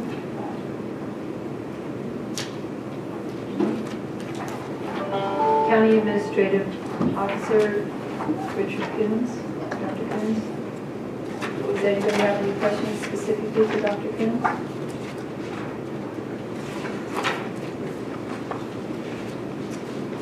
I guess one more time Yeah. for the public's benefit, and I hope to God this gets reported, whoever reporters out there. What's going on in the library? Oh, thank you. Thank you for asking. As you can see in this year's budget, proposed budget, the library was not cut. We had no intention of cutting the library. A simple conversation about the depth and severity of this year's budget led to many rumors that the library is being cut. The library has not been cut, fully staffed, and I met with the librarian yesterday, and we'll be reopening the libraries as of Monday, which will be the only county office that is actually open to the public. So I'd like to reassure that the library is fully staffed and will be opened starting next Monday, almost regular hours. We're probably going to cut 1 hour out of the regular time so we can sanitize the facilities and the books. Is that for this fiscal year? This fiscal year. And that goes for all libraries? All libraries, right? yes. Thank you. Thank you for your question, Supervisor Groves, appreciate it. So I'll turn this meeting back over to, well, I guess that's it. Is there any public comment? On the phone, on Zoom, you should see anybody. Bring it back to the board. Sure, would you like a motion for staff Yes. to bring this back at the next soonest possible time for a resolution for the board to approve this? Yes, I will do that. You've got a motion. Supervisor Morris, does your motion include the changes that I Yes, presented it does, thank to you. you this morning? Forgot about that, thank you very much. Motion by Supervisor Finley, seconded by Supervisor Morris. Supervisor Morris? Yes. Supervisor Finley? Aye. Supervisor Groves? Aye. Supervisor Brown? Aye. Supervisor Chapman? Thank you, everybody. Thank you, Mr. Goodman, and I know Supervisor Morris thanked everybody earlier, and once again, the whole board recognizes the work and the commitment and the ongoing commitment to stay within the county budget. We appreciate all your hard work and effort, so on behalf of the board, thank everyone. I'd like to thank you for the department heads and their fiscal staff. We've asked them to do very, very tough job, and they always exceed our expectations. So I want to just say thank you to our department heads and the fiscal staff, and of course the staff that are out doing the job and staying within our budget. Great, thank you guys. Thank you, thank you. Did you want to make a statement for people to stay safe and all of the evacuation? Please, help yourself. Okay, for anybody that's still on, it looks very frightening outside, please stay safe, all the evacuation orders, and be aware of what's going on. But just to be clear, that smoke in Weaverville does not mean we have a fire in Weaverville. That's coming from over the hill on the Oroville side. Right. Thank you. Meeting adjourned. Thank you.